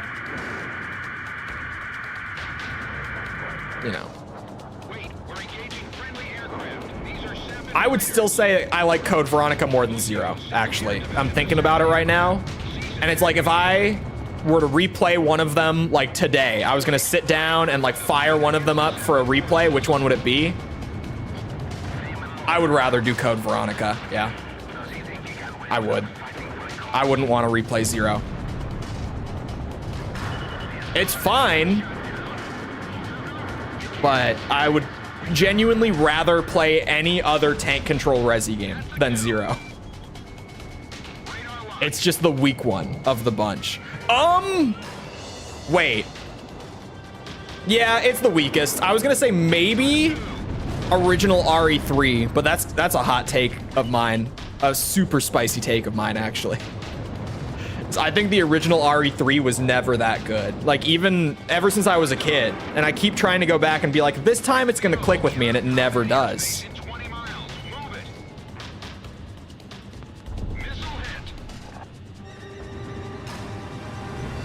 What was the last tank control resi? It would have been Zero. Yeah. Unless I'm mistaken. Oh, well, I guess Outbreak might have been like one of like this second Outbreak game, I think. Actually, I think both Outbreak games would have been after Zero. In terms of mainline, it would have been Zero. I haven't played Outbreak. So that one, I'm not 100% sure. Oh, wow. Okay, PJ actually got that because that was his special. The same as Gen 1 Armored Core? Oh, pretty much, yeah. Does Deadly Silence count? No, it's a port. Deadly Silence, right? That Deadly Silence is the RE1 DS port. Correct me if I'm wrong. I also haven't played that one. Was always considered mid before the remake came out. Bingo. And I've said this before when I get people in my chat who are like, the RE3 remake is so bad. It cut so much of the original game. I loved like the clock tower and the factory, and I'm like, you guys, I'm a lifelong like super nerd for Resident Evil. I've been around, and I know that no one loved RE3 that much until after the remake. And now everyone just loves it because the remake is so much worse, allegedly. It's the same thing with like Halo Reach. Like, so many people are like, no, dude, Reach is one of the greatest Halo games ever. I've always loved Reach. And I'm like, you guys, I was around when this came out, and I know that most of you bastards who were there at the time did not love Halo Reach. I was there, okay? You can't revisionist history me on some gaming franchises, and Halo and Resident Evil are like the big two. You can't, I won't fall for it. I was there. When Reach came out, people didn't like it very much. Same thing with RE3. Was always considered to just be like the worst of the old tank control games. Aside from Zero. A lot of people agree on Zero. But like 3 and 0 were always the two tank control era games that were like mid as fuck. Until the remake came out of 3. And now OG3 is apparently super beloved and up there as one of the GOATs. No. No, no, no. I will not be gaslit like this. Name every virus, Kappa. Dude, I probably could, is the thing. I'm such a Resident Evil nerd. Not spin-offs, like I couldn't tell you the Revelations viruses. Actually, oh man, what was Revelations 1 had some stupid ass name. It had something to do with like the ocean. It was like the T virus, but like it had some reference to the ocean in its name. Oh, it's gonna bug me.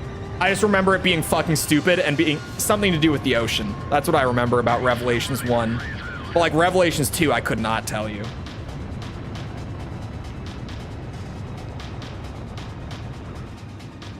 Most people really like, yeah, everyone always loved Nemesis. But like the game on the whole was always like, yeah, most people kind of had the opinion that I still have of it, where it's like, yeah, it's fine, just not as good. Just throwing stuff. I'm gonna have to look it up because I remember it being stupid. Resident Evil Revelations virus. Oh, the T-Abyss virus. T-Abyss virus. As in, like, the abyss of the deep ocean. I'm not bullshitting. It was fucking stupid. T-Abyss virus. It's also, Code Veronica had another dumb virus name, where the new strain of virus in Code Veronica, like there was the old school T virus there, but the new strain was the T-Veronica virus. They kind of had this thing when they didn't really know what to name it, where they just made it the T virus, but it's like a new variant of the T virus. Looks fun, but linear. It's about, well, it's a little more linear than like RE2. Thanks to you, the XBO has been shot down. It's a little more linear, However, but not by a lot. Heavily damaged in the surprise attack. The hospital area is pretty open. The early streets area is pretty open. It has linear segments, but like, it's like the sewer area of like RE2 if you've played that, where it's like mostly linear, little side paths, but nothing that is like terrible, right? Nothing terrible. I've always said since the remake came out, and this is like my hot take among the fandom, every time that I want to replay RE3, I'm gonna play the remake because I don't want to play, like, even though they cut the clock tower and the park and the factory and all the areas that they cut, that were good areas. I like them. We have confirmed that the aircraft The remake is just so much easier to play through. Like, it's just, it feels so much more well-paced. It's such a smoother experience because of how much jank is in the original. Like how much sloppy design there is in the original 3. I always opt for the remake nowadays when I go back to replay it. The coup forces are gathered at Mud in northern Belkan, where they've confiscated the Avalon Dam facility from the Belkan army. What's worse, Bit of a letdown from RE2. Yeah, this is a goated song. Unfortunately, it took us a long amount of time to uncover this information due to the facility's location. Sorry, sometimes you're just playing Ace Combat and the music kicks Proceed in. immediately to Avalon. Destroy the V2 weapon. I could do Note that. V7R blocks your route from Valet Air Base to Mud. Probably. Most I could probably do that. Resistance from the coup forces at both V7R and Mud. Remember to be prepared for attacks from land, air, or Watch the RE TV show. aircraft to pilot. I watched the first like 3 episodes of the RE TV show. I watched I watched them with friends. Like we all got together to watch it. Anything else is And it was just such a like stupid fun thing to watch, but even then we didn't watch very much of it. We didn't even get like halfway through the whole series. It was fun to watch with buddies though. Like that's what we all were like. The one saving grace in the show is Lance Riddick. Like he is genuinely the only actor in this show who is like actually bringing anything to the table. It was crazy. What's the default? It looks like, I don't remember the logos. Are those SAMs? The default special weapon? I think they are. I might just stick with that for now. Where is my X-29A?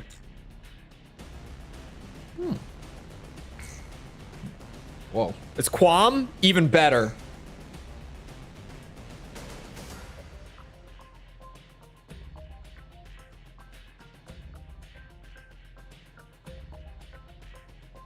Quam is even better. Sorry, I'm reading. There's one more part of the TV show that I totally respect. What? I'm trying to think. I can't think of any on my own. I'm trying. I'm like, there's Lance Riddick, and he's pretty good in it, actually. He's a good Wesker, shockingly. All right, launch preparations complete. Oh yeah, I've seen, well, I haven't seen the new one, Death Island. I haven't seen the newest one, but I've seen most of them. Good plane thematically. Good plane because weird forward wings. That's all I'm here for.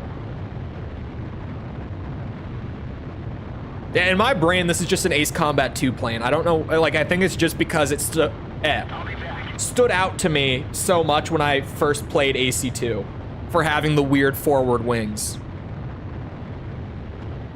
Because Air Combat didn't really have anything like that. Pass through B7R. It's an awful place, but the fastest shortcut. Maintain concourse.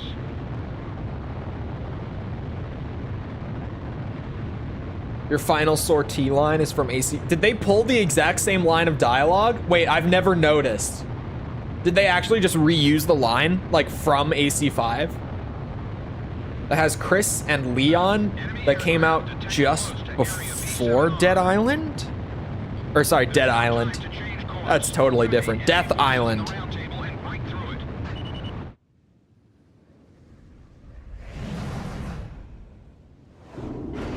Was there another one, like, right before? Hold on. Galt.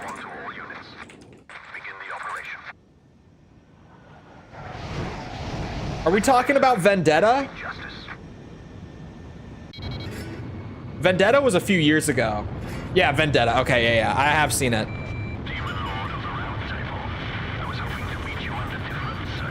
Oh shit, I got so scared with all the... Miss it.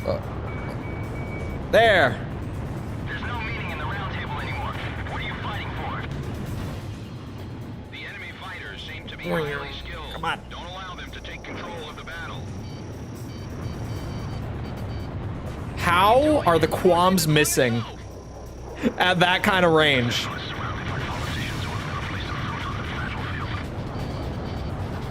What kind of maneuvers are you pulling? Burkett squad? I'm not scared.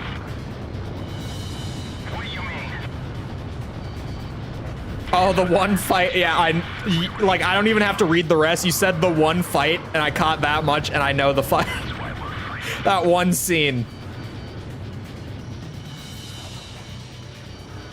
Oh, God. That was a bad shot. But it's qualms, so maybe? It's not AC4 qualms, but a man can dream. Oh, wait. Oh, my God, it almost did. Give it some time. Let him cook.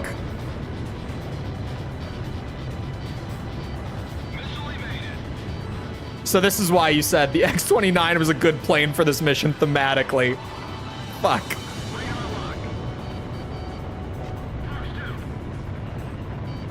The enemy planes fly well together.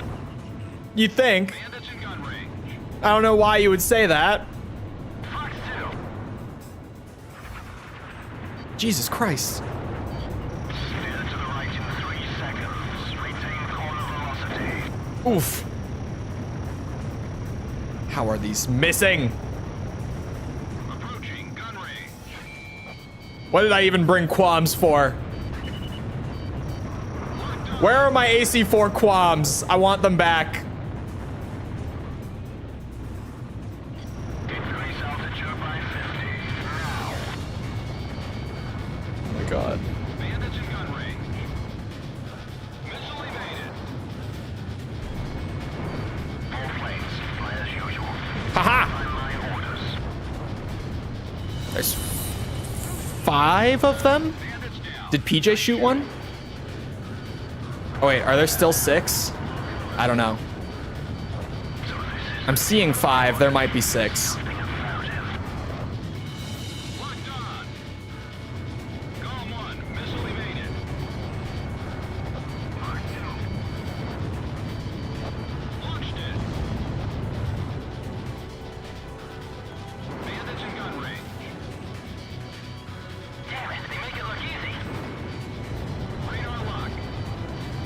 We're not going to talk about how close that missile was.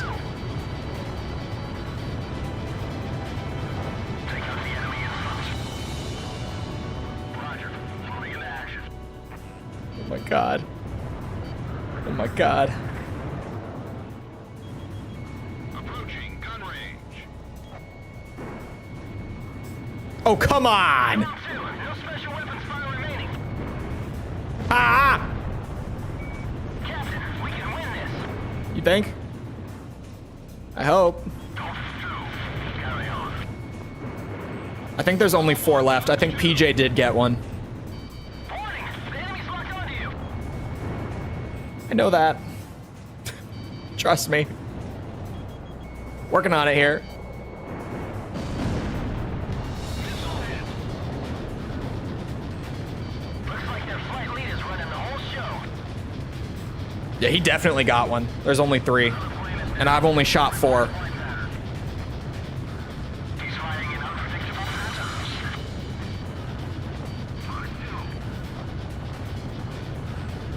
Warning, the enemy's tracking you on radar. Fox 2. Go on, awaiting your orders. Please respond. Oh my god. No way you made that turn. The fuck? You're almost there. Demon Lord, what is it you hope to achieve on the battlefield? Supreme Soldier or whatever it's called. Warning, the enemy's locked onto you. Jesus Christ. I can't even, like, get out ahead of these guys. For a good joust. Break missile. Last one. Nest has been broken through. It's ironic to meet this way. I guess that's just how fate works.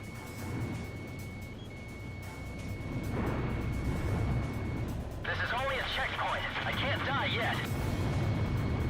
I would rather you don't. Fox 2, Fox 2. Certainly. Oh, that almost hit. What the fuck? He just flew in a straight line.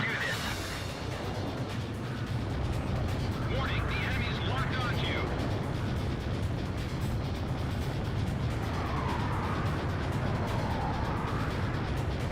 Death spiral. Demon Lord, you aren't supposed to be here. Galm 2, Fox 2. Radar lock. Galm 1, missile launched. We could have flown the skies together. Fucking shit. Approaching gun range. Radar lock. Straighten out, man. Missile launched. Oh, I thought that was it. Bandits in gun range. This dude's a madman. Locked on. Missile launched. Oh my god. Shack on the target. Missile off target. Approaching gun range. My ass is clenched. Fox 2.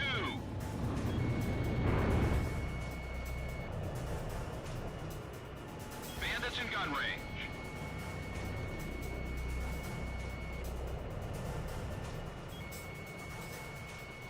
Ah! Ah! Ah! The boundaries will eliminate all corners.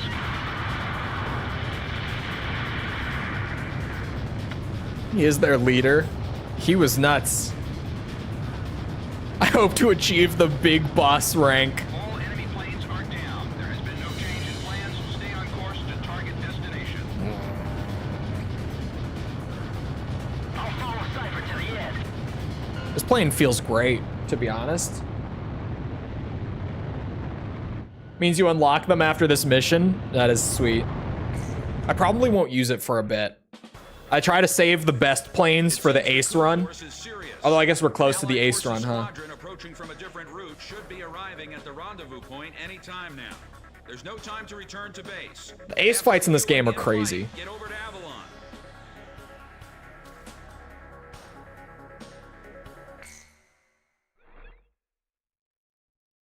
There's something about a damn good ace squadron fight. There is. There's something about it. Big Boss is the Supreme Soldier. Oh, you're right. Is it called Supreme Soldier? I wasn't sure if that was right. Is that what the medal's called?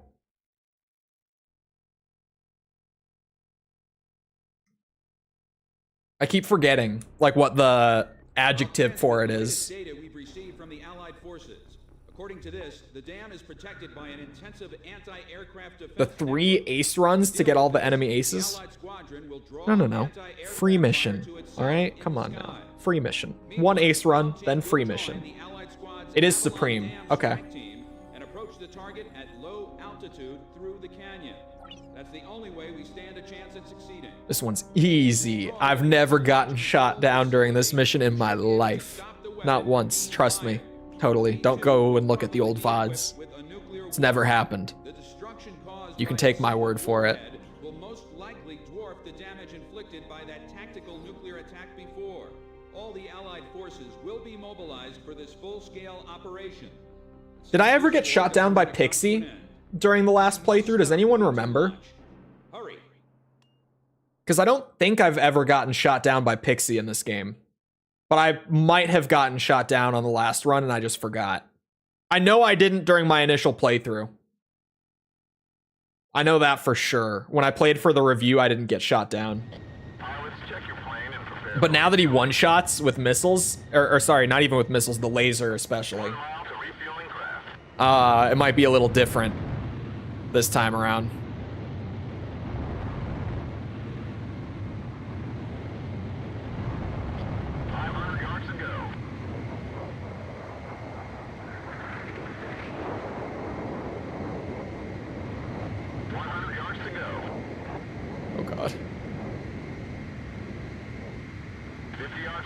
I'm wiggling. This thing's almost like too sensitive on the stick. It turns too quick. It's messing me up. Oh my god. These tiny, like, micro adjustments with a plane that turns that fast.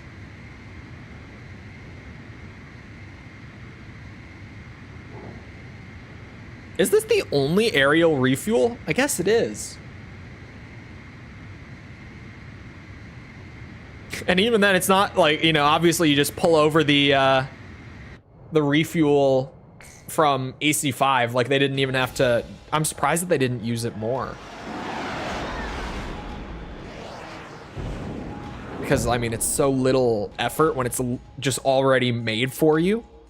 I guess maybe they just didn't want to have as many mini games. I don't know. Galm Team, keep low to the water on your approach to Avalon. You'll be shot down if you fly high. Get to the enemy fortress. Once you're close, increase altitude and fly over the dam. Yeah. This is PJ. If I'm with you, I know I can do it. I'll follow your lead. You pass the first bridge.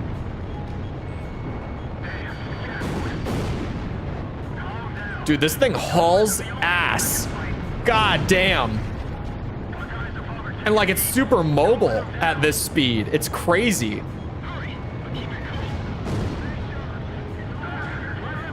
This thing is great. The fuck?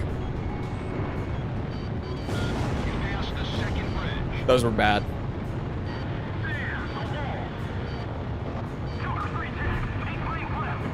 Oh, that's... yeah, behind it.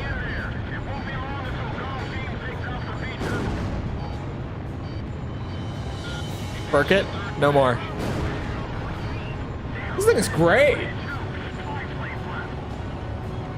feel like I'm about to hurl. Enemy fighters at 6 o'clock.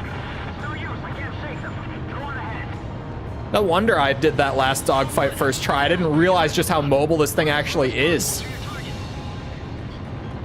Like, I knew it was definitely better than what I've been flying up to this point, but I didn't realize it was this mobile. God damn. We're gonna stop it no matter what. I never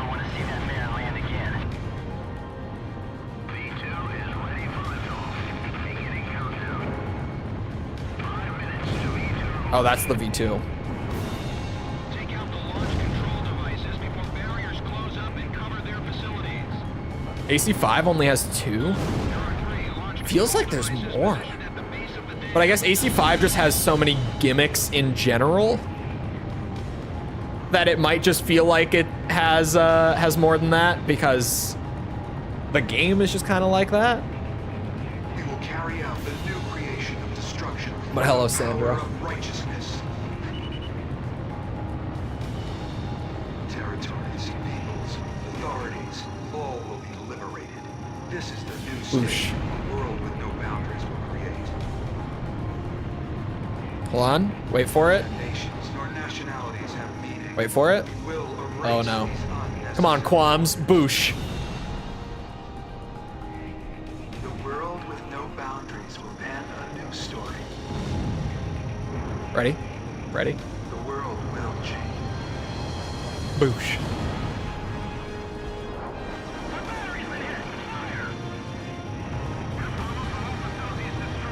Oh.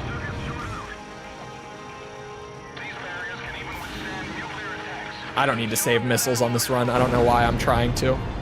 Oh, there's more green planes. Possibly aces. There's a lot in this game. It's worth a check.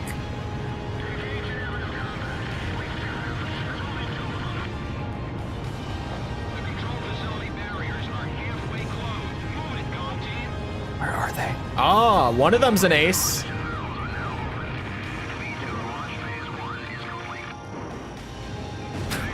Quams. When you're not against aces. And sometimes even when you are. Oh, I'm turning the wrong way. I'm stupid. I can't read a map. I got time. I have to stop them from launching the V2. Can't let them destroy the world.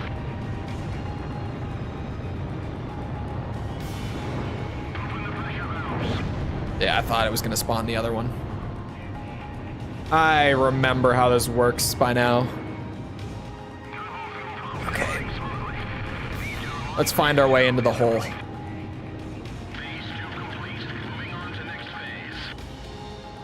There we are. I was like, it's gotta be closer if I'm not seeing it here.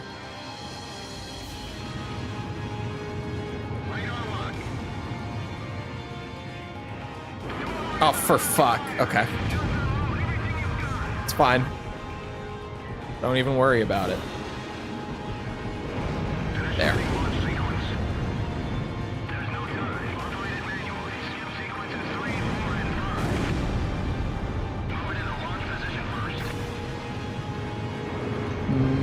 I think I've got time still. I'm gonna be cutting it close, probably. But I think we've got time.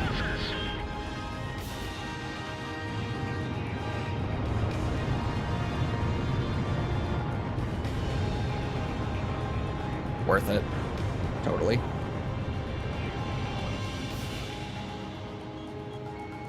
Radar lock. Final check of auto travel controls. V2 launch phase 3 is complete. Cipher, it's up to you to finish off the V2. Don't Working on it, man. Can't rush this sort of thing.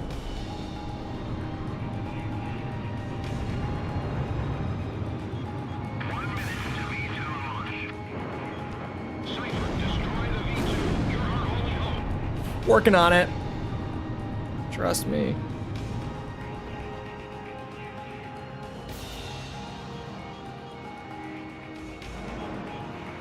Radar lock. Fuck.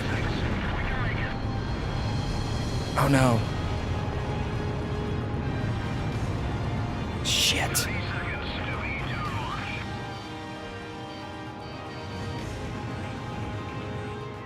This is bad.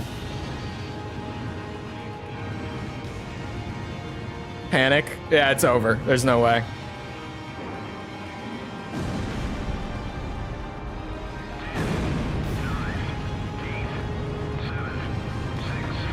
Shit! It's over! Oh my god, dude, I could totally do this. Okay, maybe not. We're getting a little fast. Fuck. Fuck. Galm 1 is down. I could go way faster through those tunnels. Controls are clear. Launching V2. Not like full speed, but I could go like 500-600 through those easy. I don't need to be as careful as I was. Pilots, check your plane and prepare for Shit. This time. Galm Team, keep low to the This time water for on sure. your approach to Avalon. You'll be shot down if you fly high. Get to the enemy fortress. Once you're close, increase altitude and fly over the dam. This is PJ. If I'm with you, I know I can do it. I'll follow your lead. You've passed the first bridge. Do the canyon run faster? It doesn't affect the timer, does it? I think the timer starts once you get there. And also, I did not let off the gas once during the initial canyon run, so I don't think I can do it any faster. Like, this is exactly how I did it the first time. Past the second bridge. You passed the third bridge.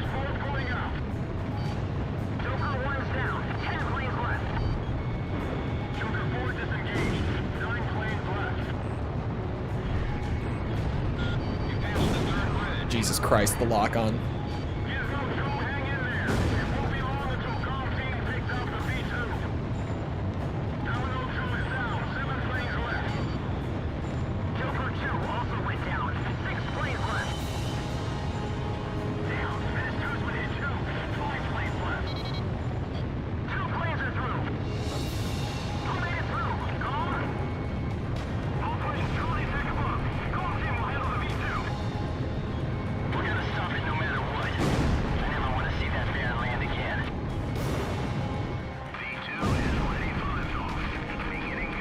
Yeah, that wasn't gonna happen. I was going too fast.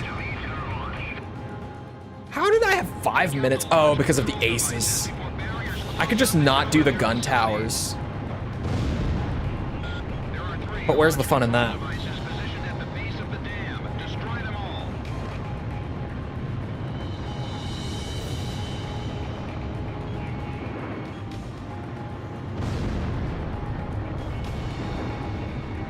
We will carry out the new creation of destruction through the power of righteousness.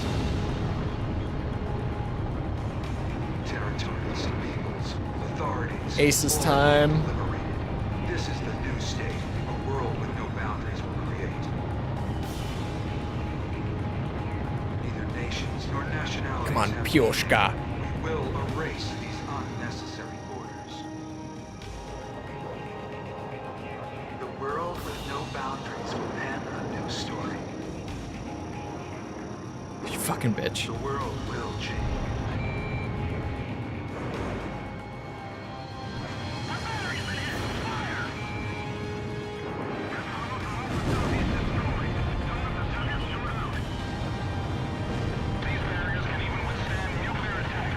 Gotta rank up those points. Yeah, rank is important. We won't settle for anything less than A minimum. Just doesn't fly here. The control facility barriers are halfway. If there's points, I need them.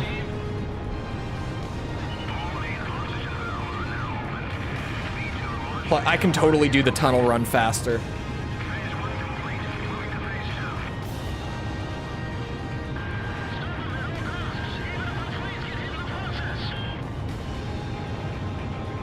I was wasting time before.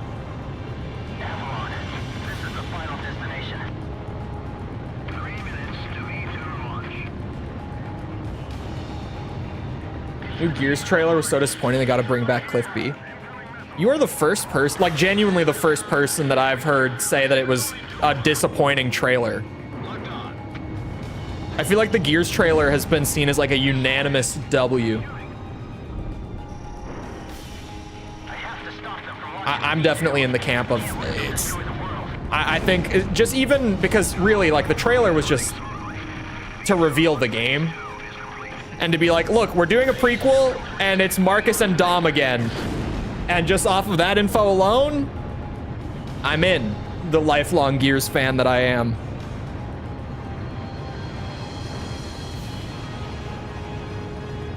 Excited about Gears because it's Gears. Yeah, it's Gears. It's E-Day, so like Locust, Marcus, Dom. I'm so on board with the new Gears. Oh, I'm coming in at the wrong angle. Shit.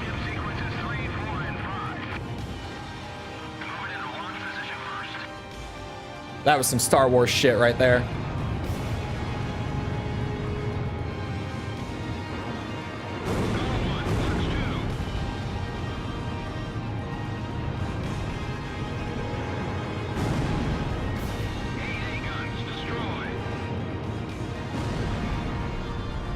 Fuck.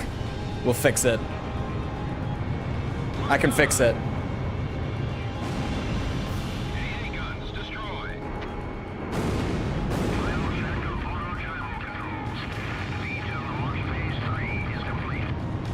I can fix it. It's up to you to finish off the V2. Don't let it end like this.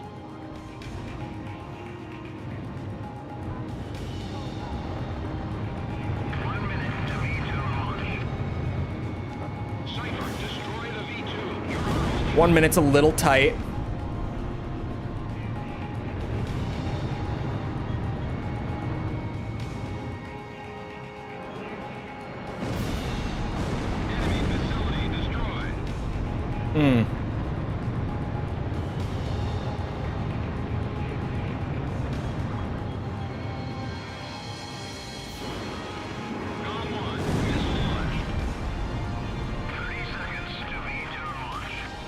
Bad idea.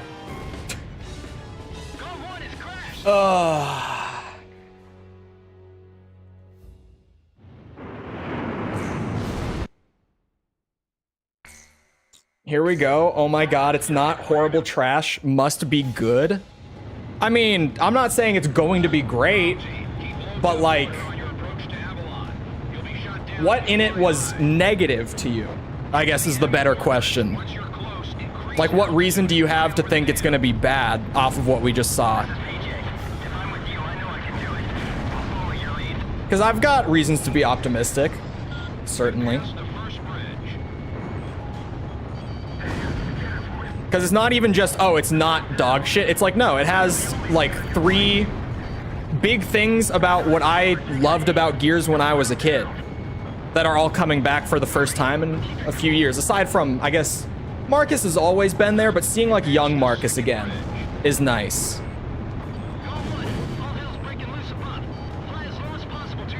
Came off of some of the biggest Xbox drama in a long time.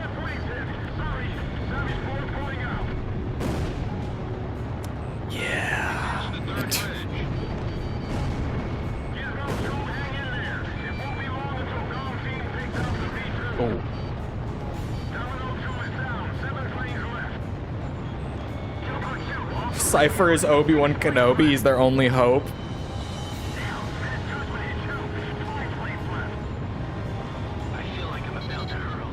Yeah, even like, obviously I've talked a lot about all the Tango stuff, like Tango Austin, or sorry, Arcane Austin. Talked a lot. Because, you know, like, I have worked in the industry. I have a lot of friends who still work in the industry. So stuff like that is incredibly disheartening, right? But man, did they have a banger showcase. They had so many big games. Obviously, Xbox has been up to some shit lately. But what a showcase, regardless.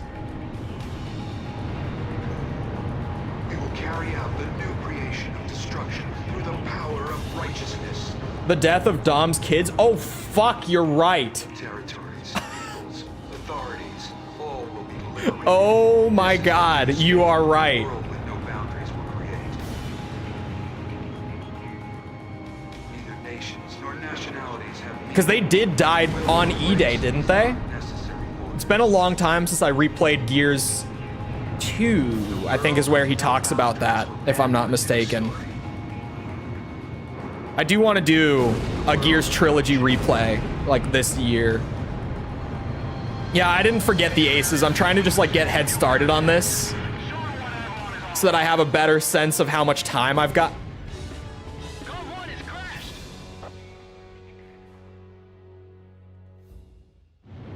They put on the best show we've seen in a while. That's what I was saying the other day. Is like, man, I don't feel like any show has been this good in a long time. It's not even just that Sony's recent show sucked, which like it did, and that obviously the timing here of like Sony having a showcase with like no games, like genuinely like 3 noteworthy things, with one of those 3 things being a PC port of a game that came out a couple years ago. Bad showcase for Sony for it being like their big yearly thing. It's just like, oh yeah, we have nothing this year, right? And then Xbox came out with that. It was crazy, especially because like Xbox has the reputation of not having as many good first-party titles. But even beyond that, like, that was just the best gaming showcase in a long time. Like, not even just directly compared to the recent Sony thing. That's just, like, that had the most big, exciting titles out of any gaming show in a long time.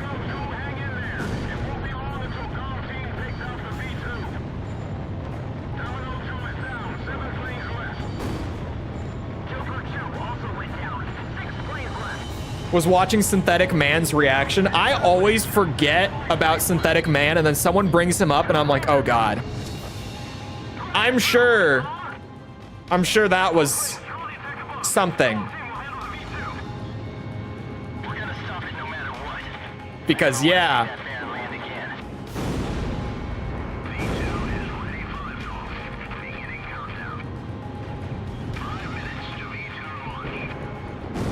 Enough said. We do not say his name in this house. I do. I talk about the Dead Space thing all the time. Him with Dead Space remake. Because he was the one who kind of started the whole like, oh my god, the Dead Space remake is so full of like woke brainwashing garbage.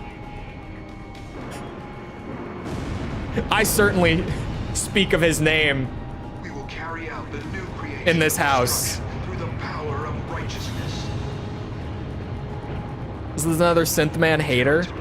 I don't know much about him to be called a hater. The things that I know about him, like my exposure to him, is him saying really stupid shit, but he could not be that bad. My experience with him is very limited, and mostly as it pertains to things like the Dead Space remake in recent memory, especially.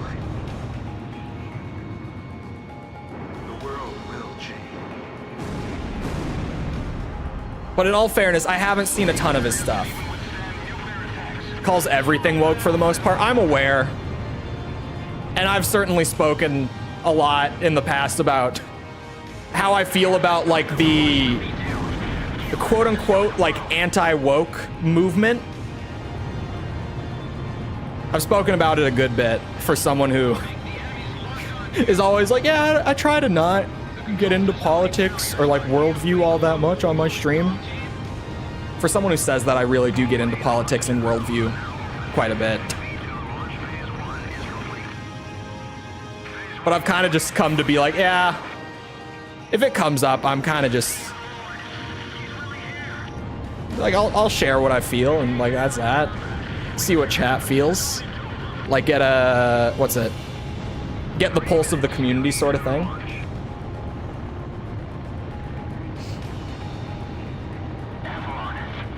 How dare they have unisex bathrooms like in airplanes or like in Walmart? Like as long as I've been alive, like just generic grocery stores have always had them.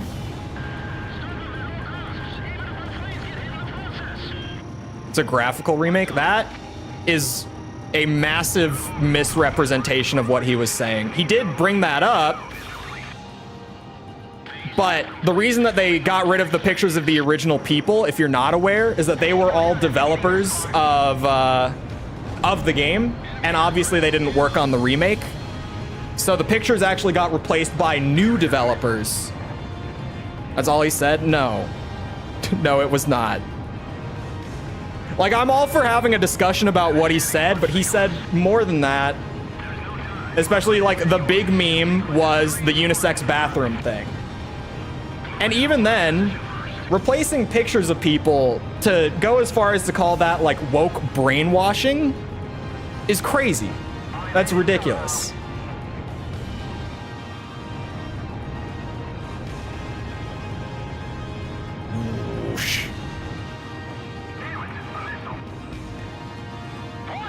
Like as if the portrayal of like colored people and women is immediately brainwashing you into a different political ideology. It's ridiculous. It is such a leap in logic, even if that was all he said.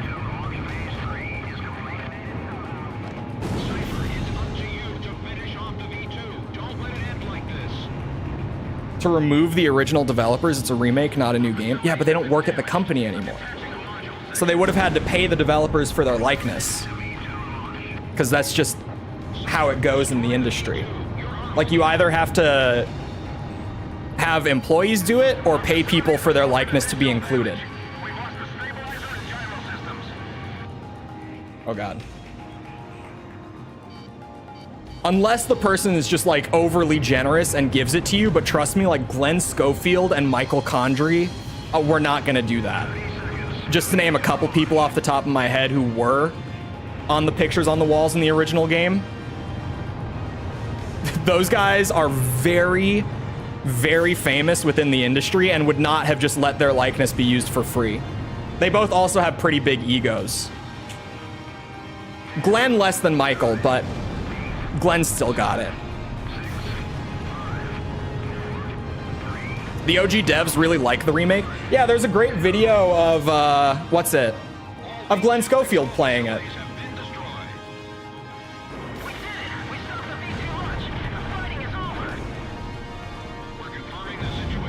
Speaking of. And again, like, even if you feel that they should have kept the original developers in the game, I doubt that's true. I mean, you can look for it, but even just to get to like specifically what you're saying, taking the original developers out of the game does not equate to even political ideology in general. So for him to have called it woke is weird.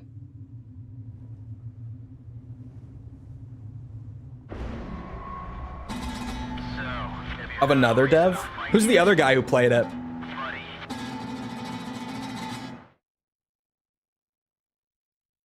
One of the cooler videos like that I saw a while ago was one of the developers from Treyarch who worked on the web swinging system for the original Spider-Man 2 on like PlayStation 2 and Xbox. A YouTuber like flew out to where he lived and brought like a PS4 with Spider-Man 2018 loaded on it. Shit, I was not paying attention.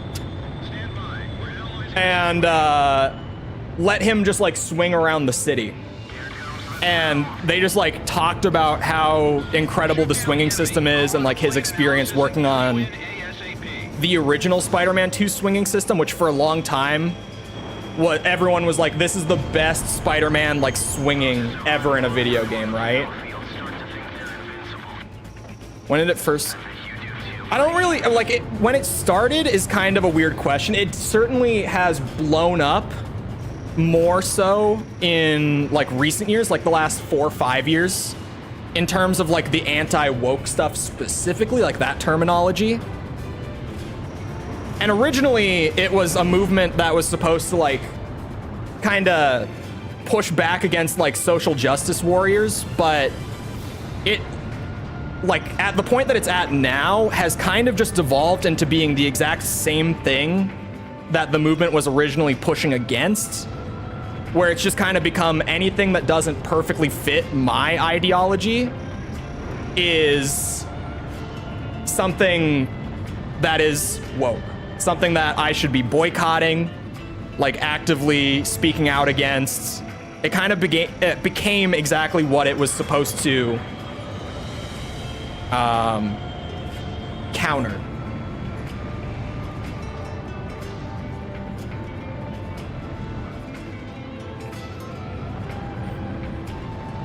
Pixie's going down. The uglifications. Yeah, there are certainly trends that are worth speaking about. What are we talking about? It was Dead Space remake. I'm getting more general now.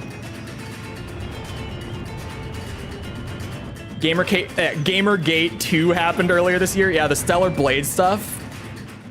It was so funny. Like, on both sides, the Stellar Blade thing was ridiculous. It was one of those things where it's like, if you're strongly in either camp, like, you just look silly. Like, the rational person here would just be like, yeah, I don't really care. It is what it is. But it became like a genuine culture war, like Gamergate level thing. And it was like, what?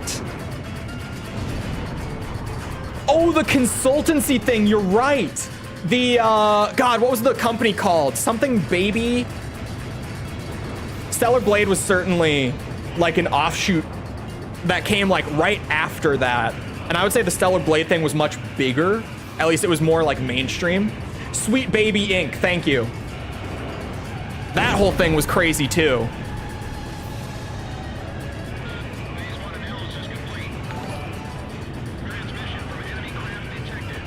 Birdman, thank you for the sub. Appreciate it. This song is such a bop. Sequel incoming. I know that right now, oh fuck. Ow. Right now they're working on the PC port.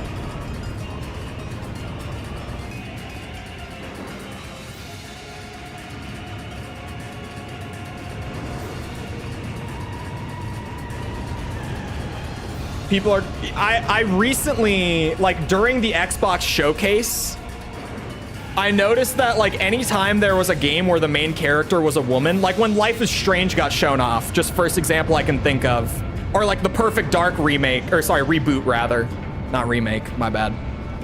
I would see some people in the live stream chat just like spamming Sweet Baby Inc. just because like the main character was a woman. I was like, oh my God, this. I love the current gaming culture so much. I really do. I mean, to be fair, I genuinely do. There's like a 5%, probably less than that even, like very vocal group that just is at war with one another over like politics in games, and the other 95+% is just like, yeah, games are fun. I like playing games. It's a good time. Oh shit.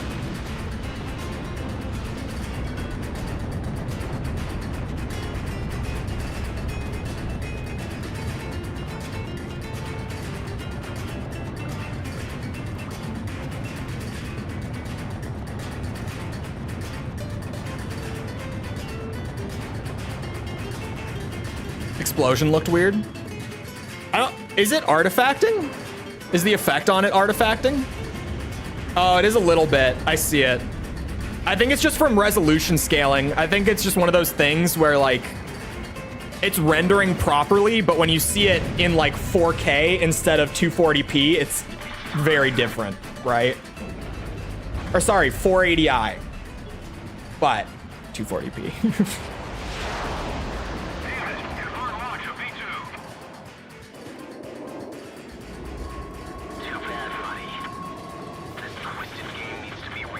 It's jousting time. Pixie better not go easy on you in this part. What do you mean? He never faces me? Yeah, we had a bit of that last time, where I couldn't quite get him to like come at me head on.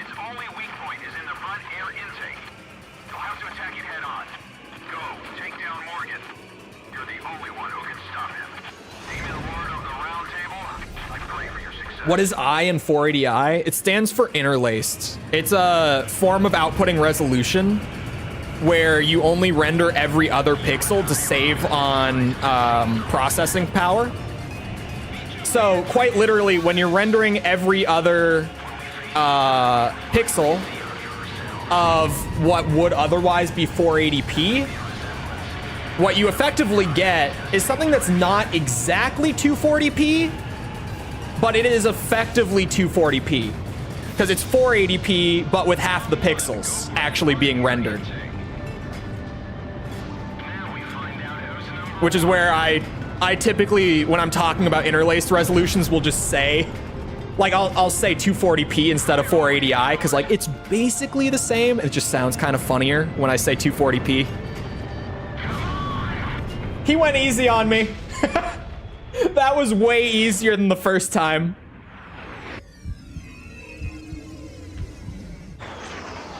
The sweet baby. Yeah, I remember that. I remember that. Like, literally, like, one guy, for whatever reason, just made a thing to be like, yeah, here's every game that this group is involved with. And then the one person who worked there was like, this is harassment. We need to get this shut down, Valve. Come on, let's do it. And it was like, why? And then a lot of people conflated what Sweet Baby Inc. actually does, and it's really funny because you can go to their website and they're not shy about what they do at all. Like, if you go to their site, they credit every game that they've ever worked on along with exactly what they did in that game. Like, here, I can pull up the website actually. And a lot of people were like, oh yeah, Sweet Baby Inc. is like, they force diversity into games that otherwise don't want them. And if you go and look at what they've done, it's just not, like, sometimes it is, but a lot of the time it's not. World psyche was great. Those who witnessed the carnage went on to organize a global arms reduction. I have the website pulled up, but hold on. Perhaps they were admonishing themselves. Like, it's part of what they do, but it's not Furthermore, just what they do. the existence of V2 It doesn't mean that every game that ever worked with them was doing it for that after the purpose. war faded from people's memories. And these men were also 240p better than 480i. They look pretty much the same. Maybe this was one path to achieve peace. Honestly, I feel like if you looked at them side by side, 480i is a little smoother, Does not mean but their not own like, struggles came to an end. like if you played a 240p game one day and then like 2 days later you played a 480i game, they're gonna look about the same. They're gonna look pretty much the same. Like, you won't notice the difference unless you're like doing them right back to back or looking at them side by side. They're pretty much the same thing. They only fight for their own power and fame. But if that was the case, Always has like horizontal lines. Yeah. Like, it looks a little smoother, but you get like some weird quirks out of it. Some games being 480p was a big selling point. Yes, some games were able to get running in 480p. They were using progressive scan, I've lived a comfortable life since. and it was a selling point. Certainly not on a CRT, exactly.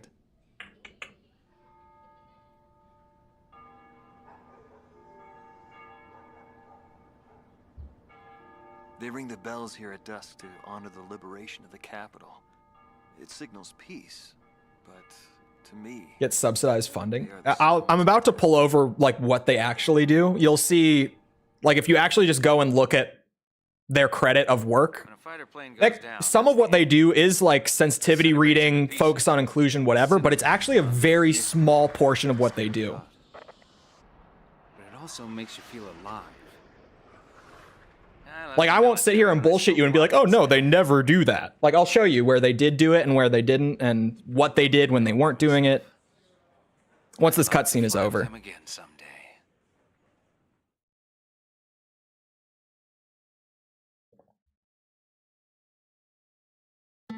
Marcella But it vibrates. the Espada team Yeah, it's got some weird quirks, especially when viewed on HD, but on a CRT, it was like a nice shortcut to be able to save on performance, get like a little more mileage out of your graphics if you were using interlaced instead of progressive scan. If the Demon Lord hadn't appeared, Have you ever our watched the lives movie might Kingdom have of been Heaven? different. For me, it wasn't about flying or ideals. Most of all, it was I don't about think him, so. my flight lead. Doesn't look familiar. Our mission was to escort I don't the think heavy so, command no. cruiser that was to act as transportation for the Orlando organization. Bloom and Liam And Neeson. the Demon Lord appeared, as if to block our path. Sounds interesting. I will never forget his overwhelming power. Overwhelming. One by one, my comrades were shot down, and then the mother bird we were supposed to protect. This happened? We survived after the fight. We left our organization and returned to Love the ground Sapin. together. But he was heavily wounded. He soon passed away, leaving me behind. We were only able to spend a short time together in peace and quiet. But I don't blame anyone. The regret just and like, what? suffering that remained after that battle. Yeah, well, also Kotaku, weighed like, on me. it's They're Kotaku, among the right? precious few things he left Even people like me in the gaming space who are like moderate and don't really lean too far to one side or the other politically, it's like, yeah, Kotaku is... Anton Kunchenko, thought to be head director of a world with no boundaries. Former member of the Belkan Air Force, 18th Air Division, 5th Tactical Fighter Squadron. In his glory days, he was a Belkan ace, and later became head of their department of... There was actually a time where Kotaku was like but the military sent him back pretty out on the front okay. lines I feel like as commander. Kotaku only got bad like In post... March of 1995, he said I don't know, they might have been bad before that, but it really like blew up and kind of like started going viral just how ridiculous some of their stuff was. I want to say around like 2016-ish was when it first was like, what the fuck is going on at Kotaku? The whole story is still shrouded in mystery. They definitely used to be good. Yeah, I feel like it was maybe like around 2016 that it started to be like, what is actually happening? It could have been earlier. My timeline could be off a little bit.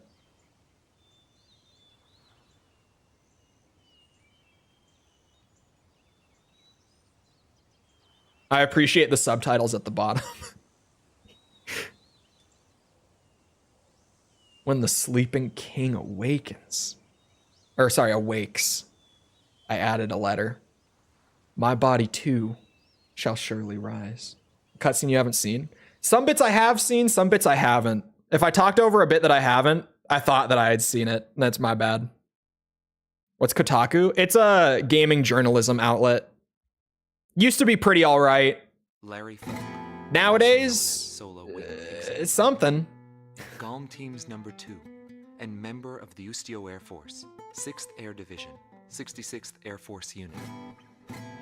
That's right. This man was his buddy. And his enemy.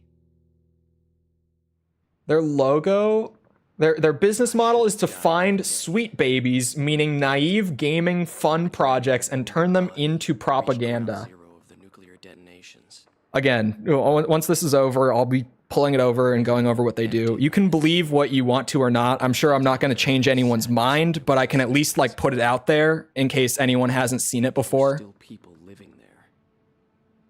They were the ones that saved me. But it may be true that the world has no need of borders. Lost like 12 people since this year started. Like journalists, you mean? The world won't change for the better unless we trust people. Trust is vital in a peaceful world. But that will never happen.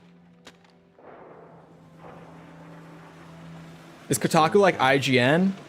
Yeah, it's like IGN, but I want to see for myself worse. what borders really mean and what their validity really is. Like IGN at worst nowadays, IGN like is just kind of incompetent and has some bad takes.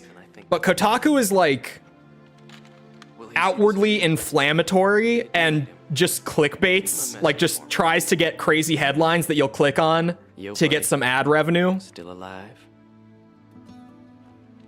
And thanks, friend. See you again. See you again, friend. Very soon, actually. The Demon Lord of the Round Table. A warrior who No consistency. Yeah, like IGN, one article can be totally fine, and honestly, some of their articles are really good, and then there's others that are just like, what? What are you talking about? Like the RE5 one. I tweeted about the RE5 one back when they put that out a couple months ago. And it's just like, But whenever they talked about I think what I said when they wrote that a few months ago and published it, I was like, we are not having this discussion again. We're not. I refuse to have this discussion again. But then Like a bunch of people who follow me on Twitter weren't around back when the original RE5 controversy happened.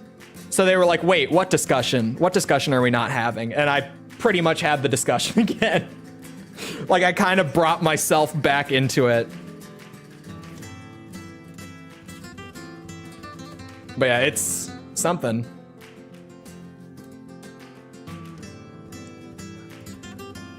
I was just shocked when that article went up because I was like, didn't we settle this like 12 years ago?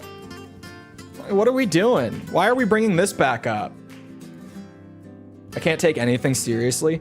It's kind of just case by case. Like it really is just like when I see IGN stuff, I'll read it and sometimes it's like actually good. Sometimes it's just total shit. And there's no consistency to it. It really is just a coin toss with IGN. But I think it's just because they have so many different journalists at IGN. I think it's just because it's such a big company that it's really dependent on like who wrote the article more than anything else. I remember that, yeah. It was the idea that like RE5 was a racist game because Chris Redfield is a white guy who's in Africa, and the majority of the infected in Africa are locals of the country, so they're black. So it's like, oh my god, the game is about a white guy shooting black people. This is so racist. And it's like, what? It was just like, oh my god. And it came back up again recently because IGN wrote an article of like, this is why they will never remake Resident Evil 5. And it was all about like how problematic the game is foundationally. And it was like, what? Why is this back? Like it genuinely has been like 14 years.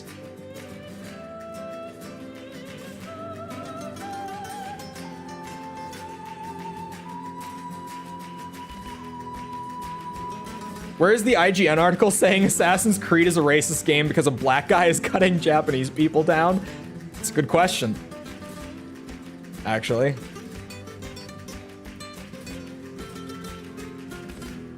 Takes place in 2032. No, AC Advance is a little before AC3. It's a prequel to AC3, right?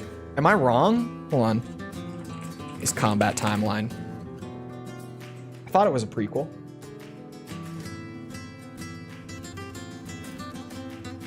Oh my god, it's not going to be on this timeline. Oh, if we're not counting 3. Okay. Yeah, if we're not counting 3, then it is Advance, actually. But Advance has, like, no story. So it's kind of like, I missed them saying without 3. I just missed that. Will we ever reach AC3 eventually? I don't... Like, the thing with AC3 is kind of like, are they gonna do that again? Like, the futuristic thing again? That's kind of the bigger question. Because with how they do the time skips, where, like, every new mainline Ace Combat game is, like, a few years further, with the exception of, like, 0 and 3 being outliers. It's... like, we'll be at AC3 after a handful of more games if they just keep going. But the question is more like, are they going to do the futuristic setting again? Or will they just stick with like modern day? That's kind of the bigger question, rather than just like, are we going to get there or not? Because like inevitably we would, with the way that they typically pace that out. It's more so, do they want to do the futuristic thing? I think it would do pretty well nowadays, because I think a lot of people appreciate like that AC3 is novel in that sense, like having all the futuristic planes and stuff, and like the coffins and all that. Like a lot of people over time have come to really appreciate that. Even though, from what I've been told, apparently like way back, a lot of people didn't like AC3 back in the day because of that, and they just wanted it to be modern day, which is why they haven't really done it since.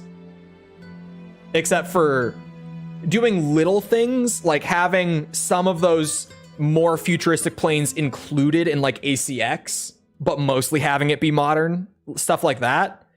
Aside from that, they haven't really gone back to it, right? And at least for a long time, I guess that would have been why, if that's true. But having flashbacks to Infinite Warfare drama, yeah, game bad because future. It really is unfortunate because like Infinite Warfare is such a mixed bag of a game overall, and combined with the drama of like the reveal trailer and everything, the multiplayer was then like the worst part of Infinite Warfare, which did not help at all. It really only made things worse, to be honest, that the multiplayer wasn't that good. Like, it was fine, but it was just Black Ops 3 with a little less polish, right? The campaign was really good.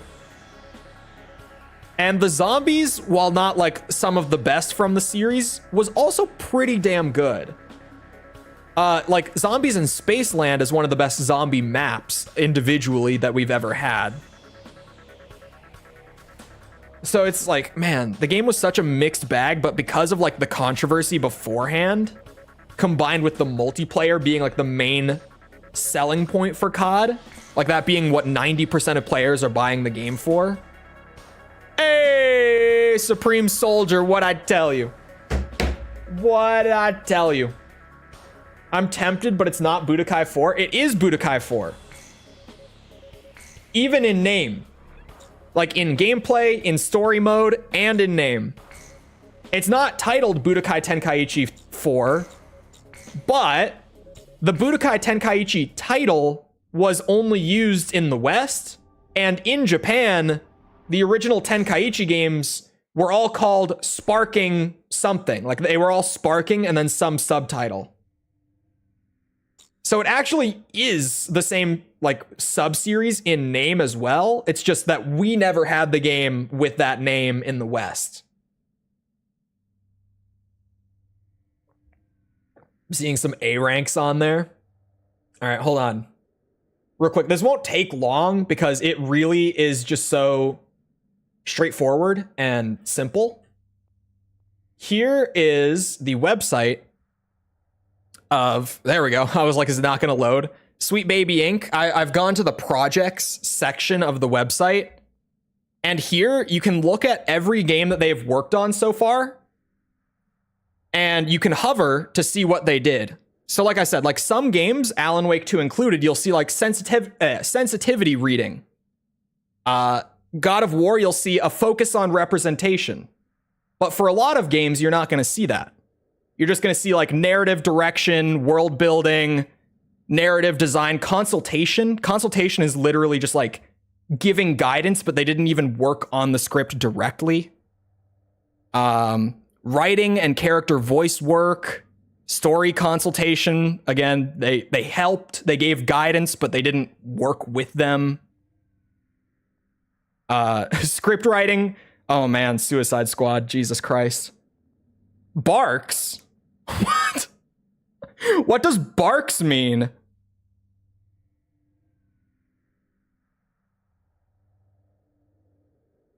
What do they mean barks? Is there a character that barks? Like am I wrong for thinking that that's like a dog?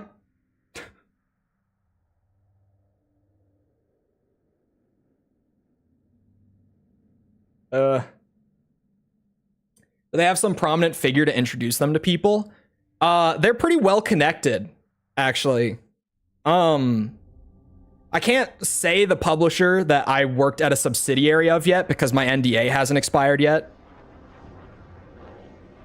Oh, that's just I thought there was like a preview video or something.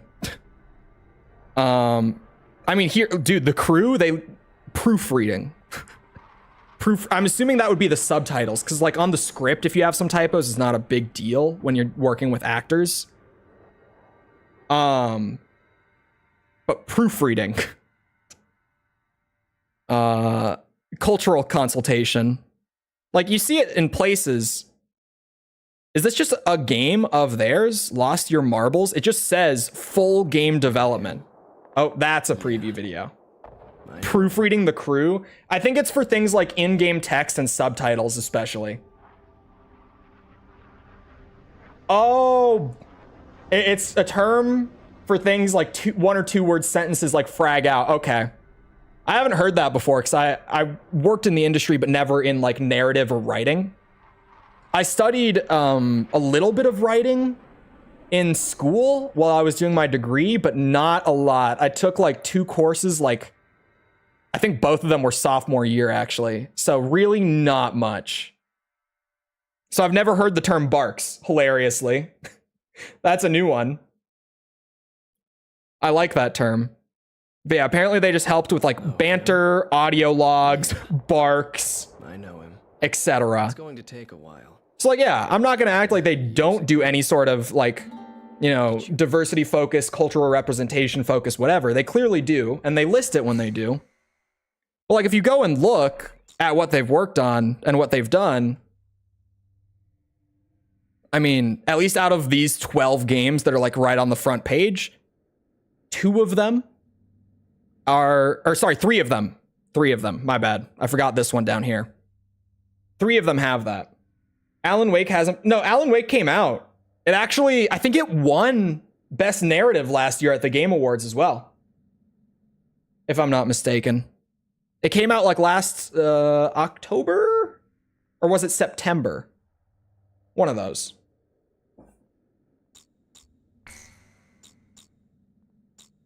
Something like that. Was a Game of the Year contender? It was a winner. Hold on. Let me... Alan Wake 2 Game Awards. I think it won a couple. Oh my god. It won 3 awards. It won Best Narrative, Best Game Direction, and Best Art Direction last year. Best Art Direction?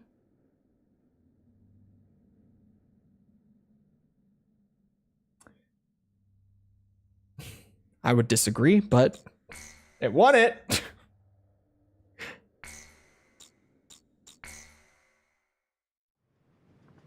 Have you seen The Dark Place? I haven't played it for myself yet. So maybe it's just I haven't seen like the crazy good stuff. It's going to take a while. I don't know. If I were to, like last year, Best Art Direction, I would probably have to say like something like Tears of the Kingdom or... Man, so much came out last year, I have to think. Hi-Fi Rush. Shit, what all came out last year? So much stuff. He was a true ace. He was a fighter pilot they called Solo Wing Pixie. Night Now? Night Now. A colleague of the man I seek. Best Art Direction is Armored Core 6. 10 years ago. There was Armored Core 6 does look really good. I do like the art in that game a lot. I don't know if I would say it's better than like Tears or Hi-Fi. And disappeared from his what else came out last year? Yeah, Resi 4 was last year. Hold on. And admiration. I'll just best games of 2023. Jog my memory because so much came out last year. I didn't even play everything last year because it was just ridiculous amounts. It was a cold and snowy day. Oh man, Dead Space was still... It was like January, but like, yeah, that was 2023. Oh, Dredge came out? Dude, Dredge? Oh my god, that game looks beautiful. Talk about art direction. Listen up. We have a situation on our hands. Yeah, looking at like all of what came out last year, it's like Tears, Hi-Fi Rush, Dredge. Oh, Octopath 2 came out last year as well. A lot of games with like really, really good art styles. Alan Wake might have had some crazy shit that I just am not aware of because I haven't played the game. But man.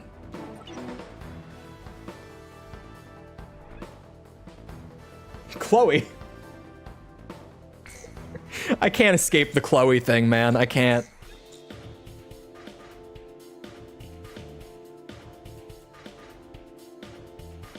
Shows that 16 may not reach intended sale targets at all. Yeah, I saw that both 16 and what's it called? 7 Rebirth have kind of fallen short of their sales expectations. I haven't been keeping up on it like super closely, but I've heard that they've been saying that. Which I wonder why. Because I feel like I feel like Final Fantasy fans have all been like super keen on the recent stuff. But yeah, I wonder if like they're not able to reach new audiences right now. Like if that's the problem that they're having.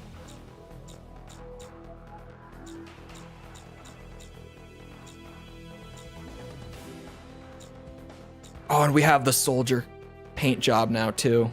New paint job for the run.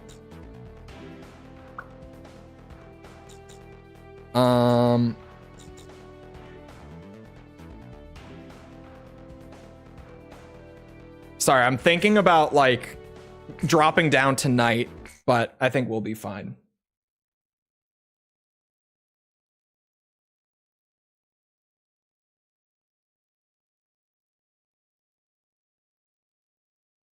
They decided to drop... Yeah, I saw that they didn't renew their deal with Sony, which is probably... Oh, that's probably part of it too, actually. The PS5 exclusives definitely would have hurt them. Because like with Final Fantasy VII Remake, I feel like that's kind of a lightning in the bottle moment for them in terms of sales exclusively, because it was a launch title. So it was just one of those games that's like, there's not many games here. You know, Final Fantasy VII, people love it. It's the first part of a remake, so there's no barrier to entry like that. It's one of the titles right now. It's like showing off how good games can look on the system. And I guess they just kind of read the room wrong on that one and didn't realize that so much success came from that. But I did see that they refused to like re-sign the contract with Sony. So future Final Fantasy titles will probably be on all platforms again, like on day one, because they eventually come out on other systems, but like having games locked to just one system for the first couple years even can really slow down like sales momentum, right?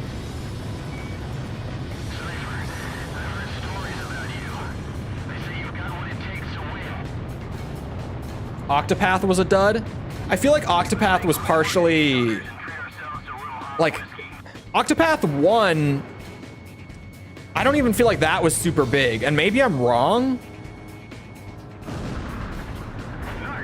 But, like, what did happen with Octopath 2? Because I feel like I didn't hear a whole lot about it. Like, I saw that it was coming out. I saw some footage of the game, and the game looked cool. Like, especially visually.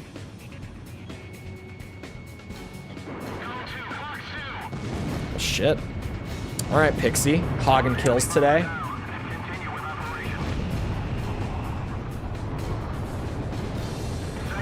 I'm on Ace, right? I set it to Ace. I'm sure I did, but I'm just like, if I can't exactly remember doing it, I get in my head about it.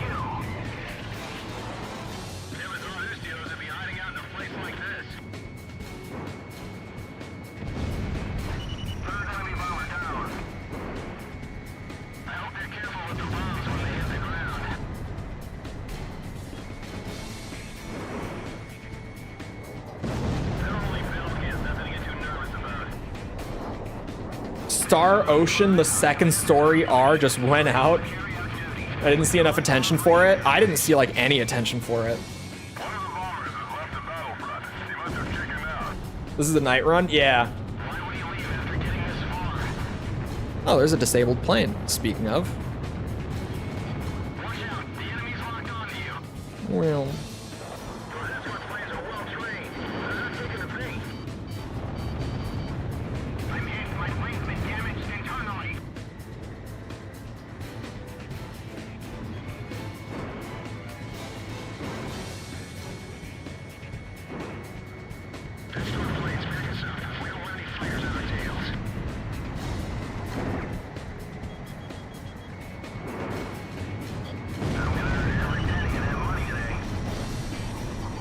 Oh god.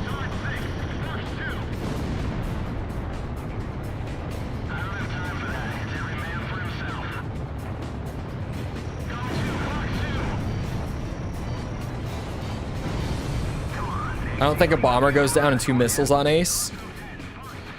We'll see. I did get hit by a machine gun for 34. So that's definitely more than expert, but it could have been a fluke, or maybe it was 2 shots. I don't know.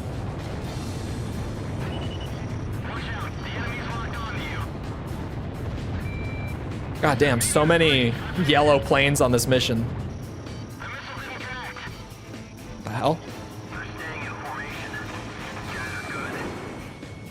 That's a weird looking plane. Probably got, oh, hit by Pixie. Certainly could be. So many yellow planes. Holy shit.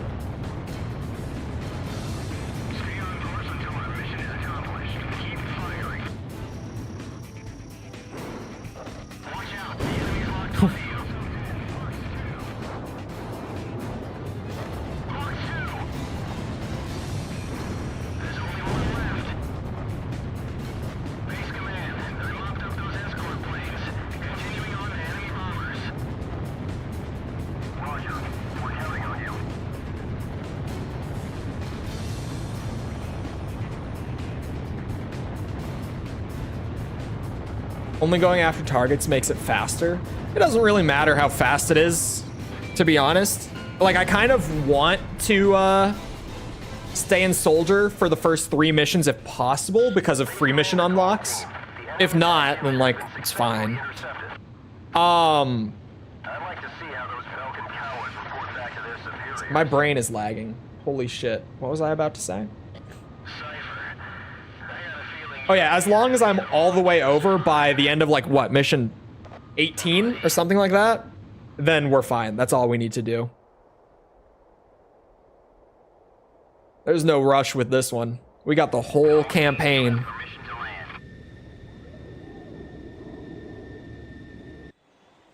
It all started on that snowy day.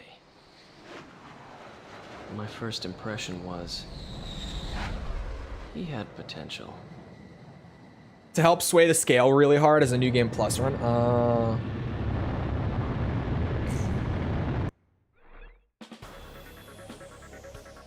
Thanks to you, Belka's attack on Valais Air Base has failed. Your efforts will not go unrewarded. Your actions may well decide who wins the Belkan War. I, for one, will be counting. How far is that scale gonna go?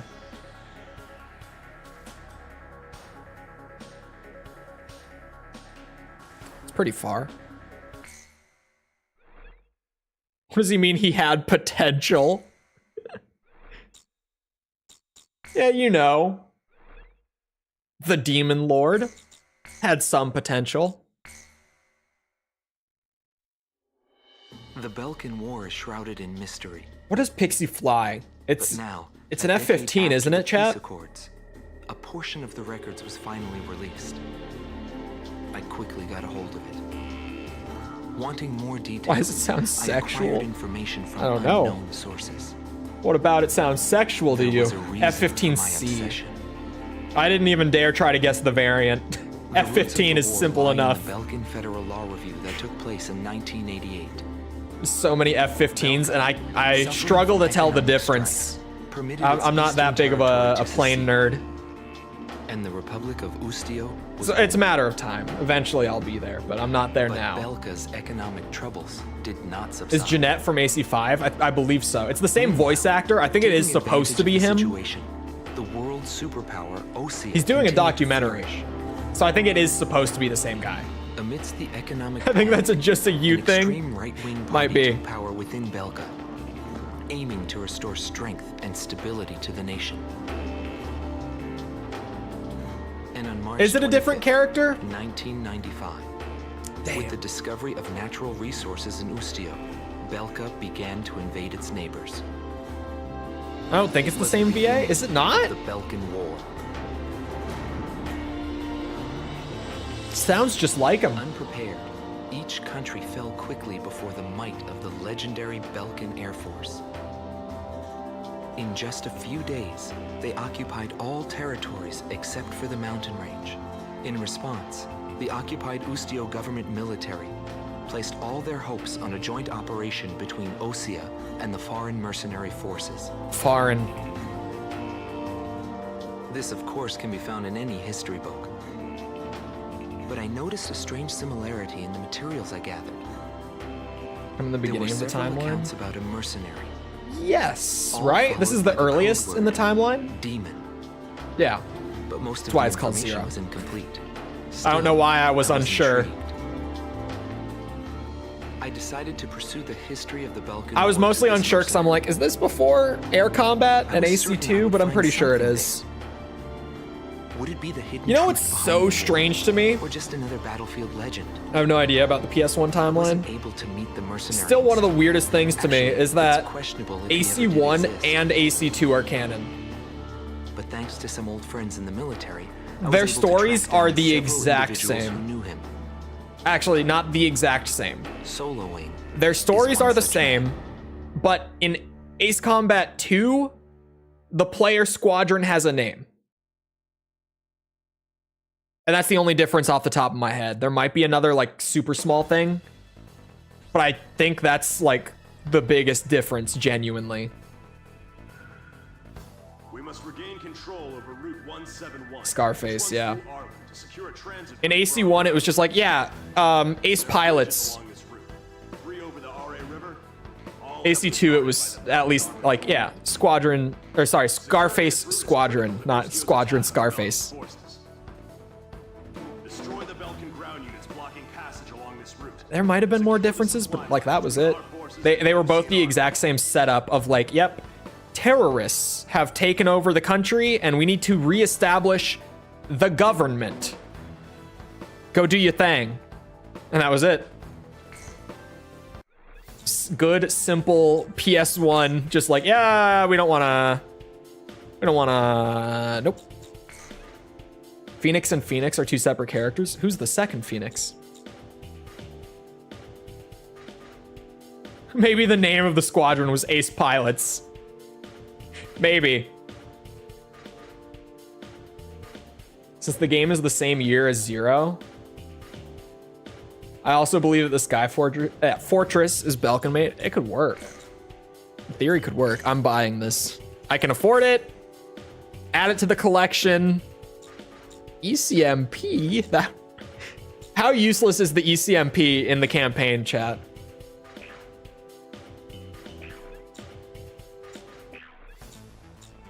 Rebuild the government. That's legitimately the story. How old the F-35 and F-22 projects were?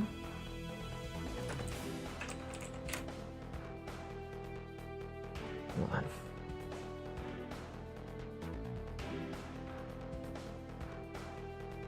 Wait, what?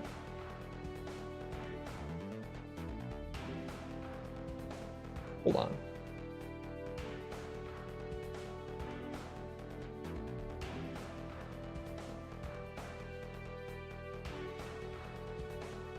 You've got me in a plain rabbit hole now.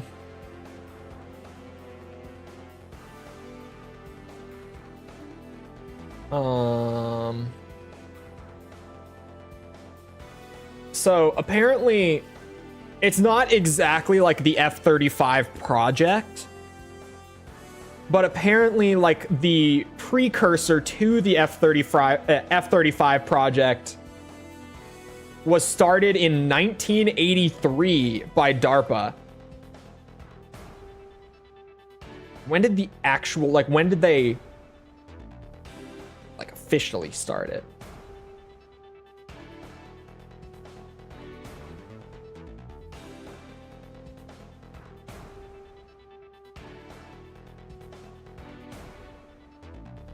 Is this it? No.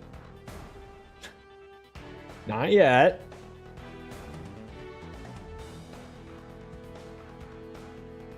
Plain lore goes crazy. There's so much plain lore. You have no idea how much I'm reading.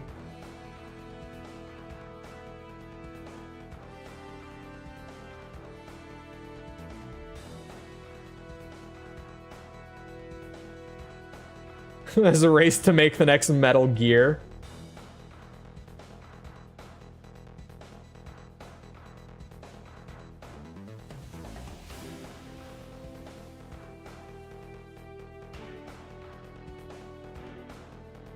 When did it officially start? I haven't found the clear answer yet.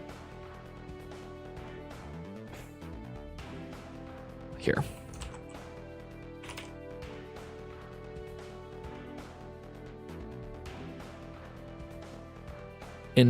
Oh.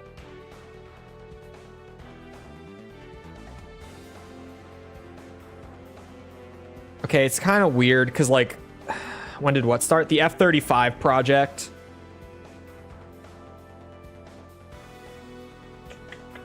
It's kind of weird because, like, they were working on the tech for a while, but the F-35 designation didn't come around until 2001. So there's not really, like, a definitive start date. Because they didn't even give it that designation until 2001. But they were working on the technology for this plane since, like, the mid-80s. It was meant to be for different planes. I'm trying to find, like, a super clear thing here, but it's not super clear. Oh, wait, I might have found something.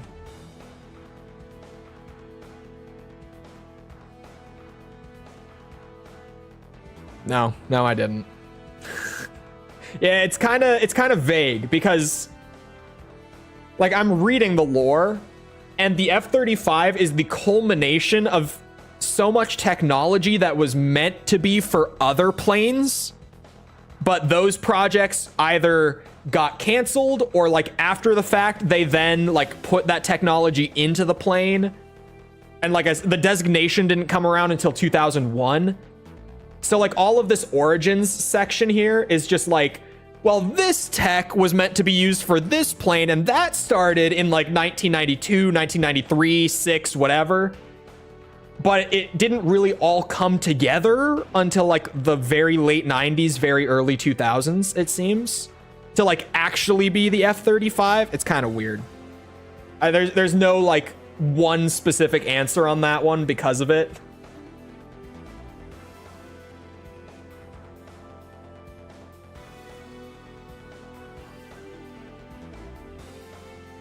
Hold on. I wish there was, like, one distinct year where it's like, this exact year, this thing happened.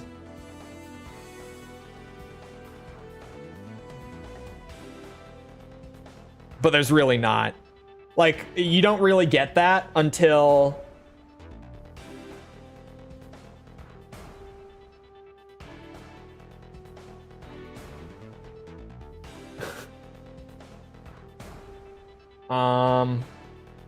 Yeah, the first ever flight of one of them was in 2000, but at the time they didn't even call it the F-35.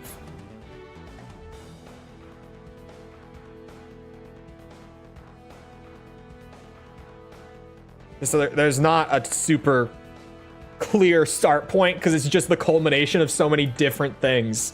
That lore goes crazy. That lore goes insane. Did you see an Su-57 was damaged parked on a runway? No. It was damaged, hit by a drone while parked? What? Aren't there, like, a super limited quantity of these things out there?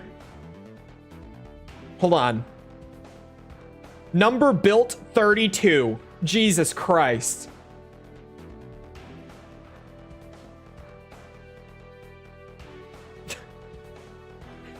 There's only 32 of them in existence. Built.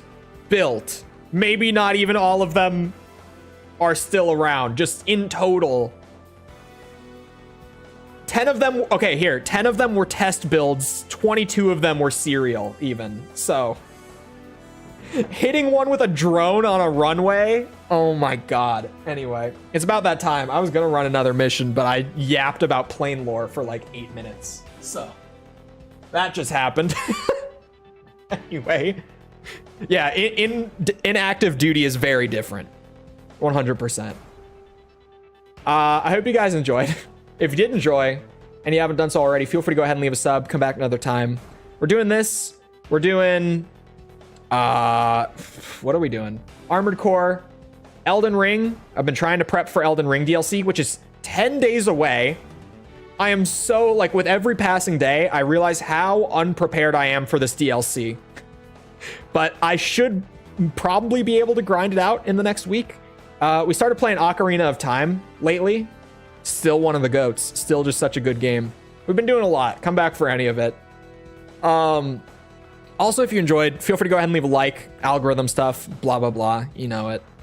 If you're looking for links to anything outside of YouTube to engage with the community, check out links in the description. Things like Twitter, Discord server, whatever. They're down there. Other than that, though, once again, I hope you guys enjoyed. Hope to see you always back here next time. I hope you all have a great rest of your day. Thank you for coming to the stream, and goodbye.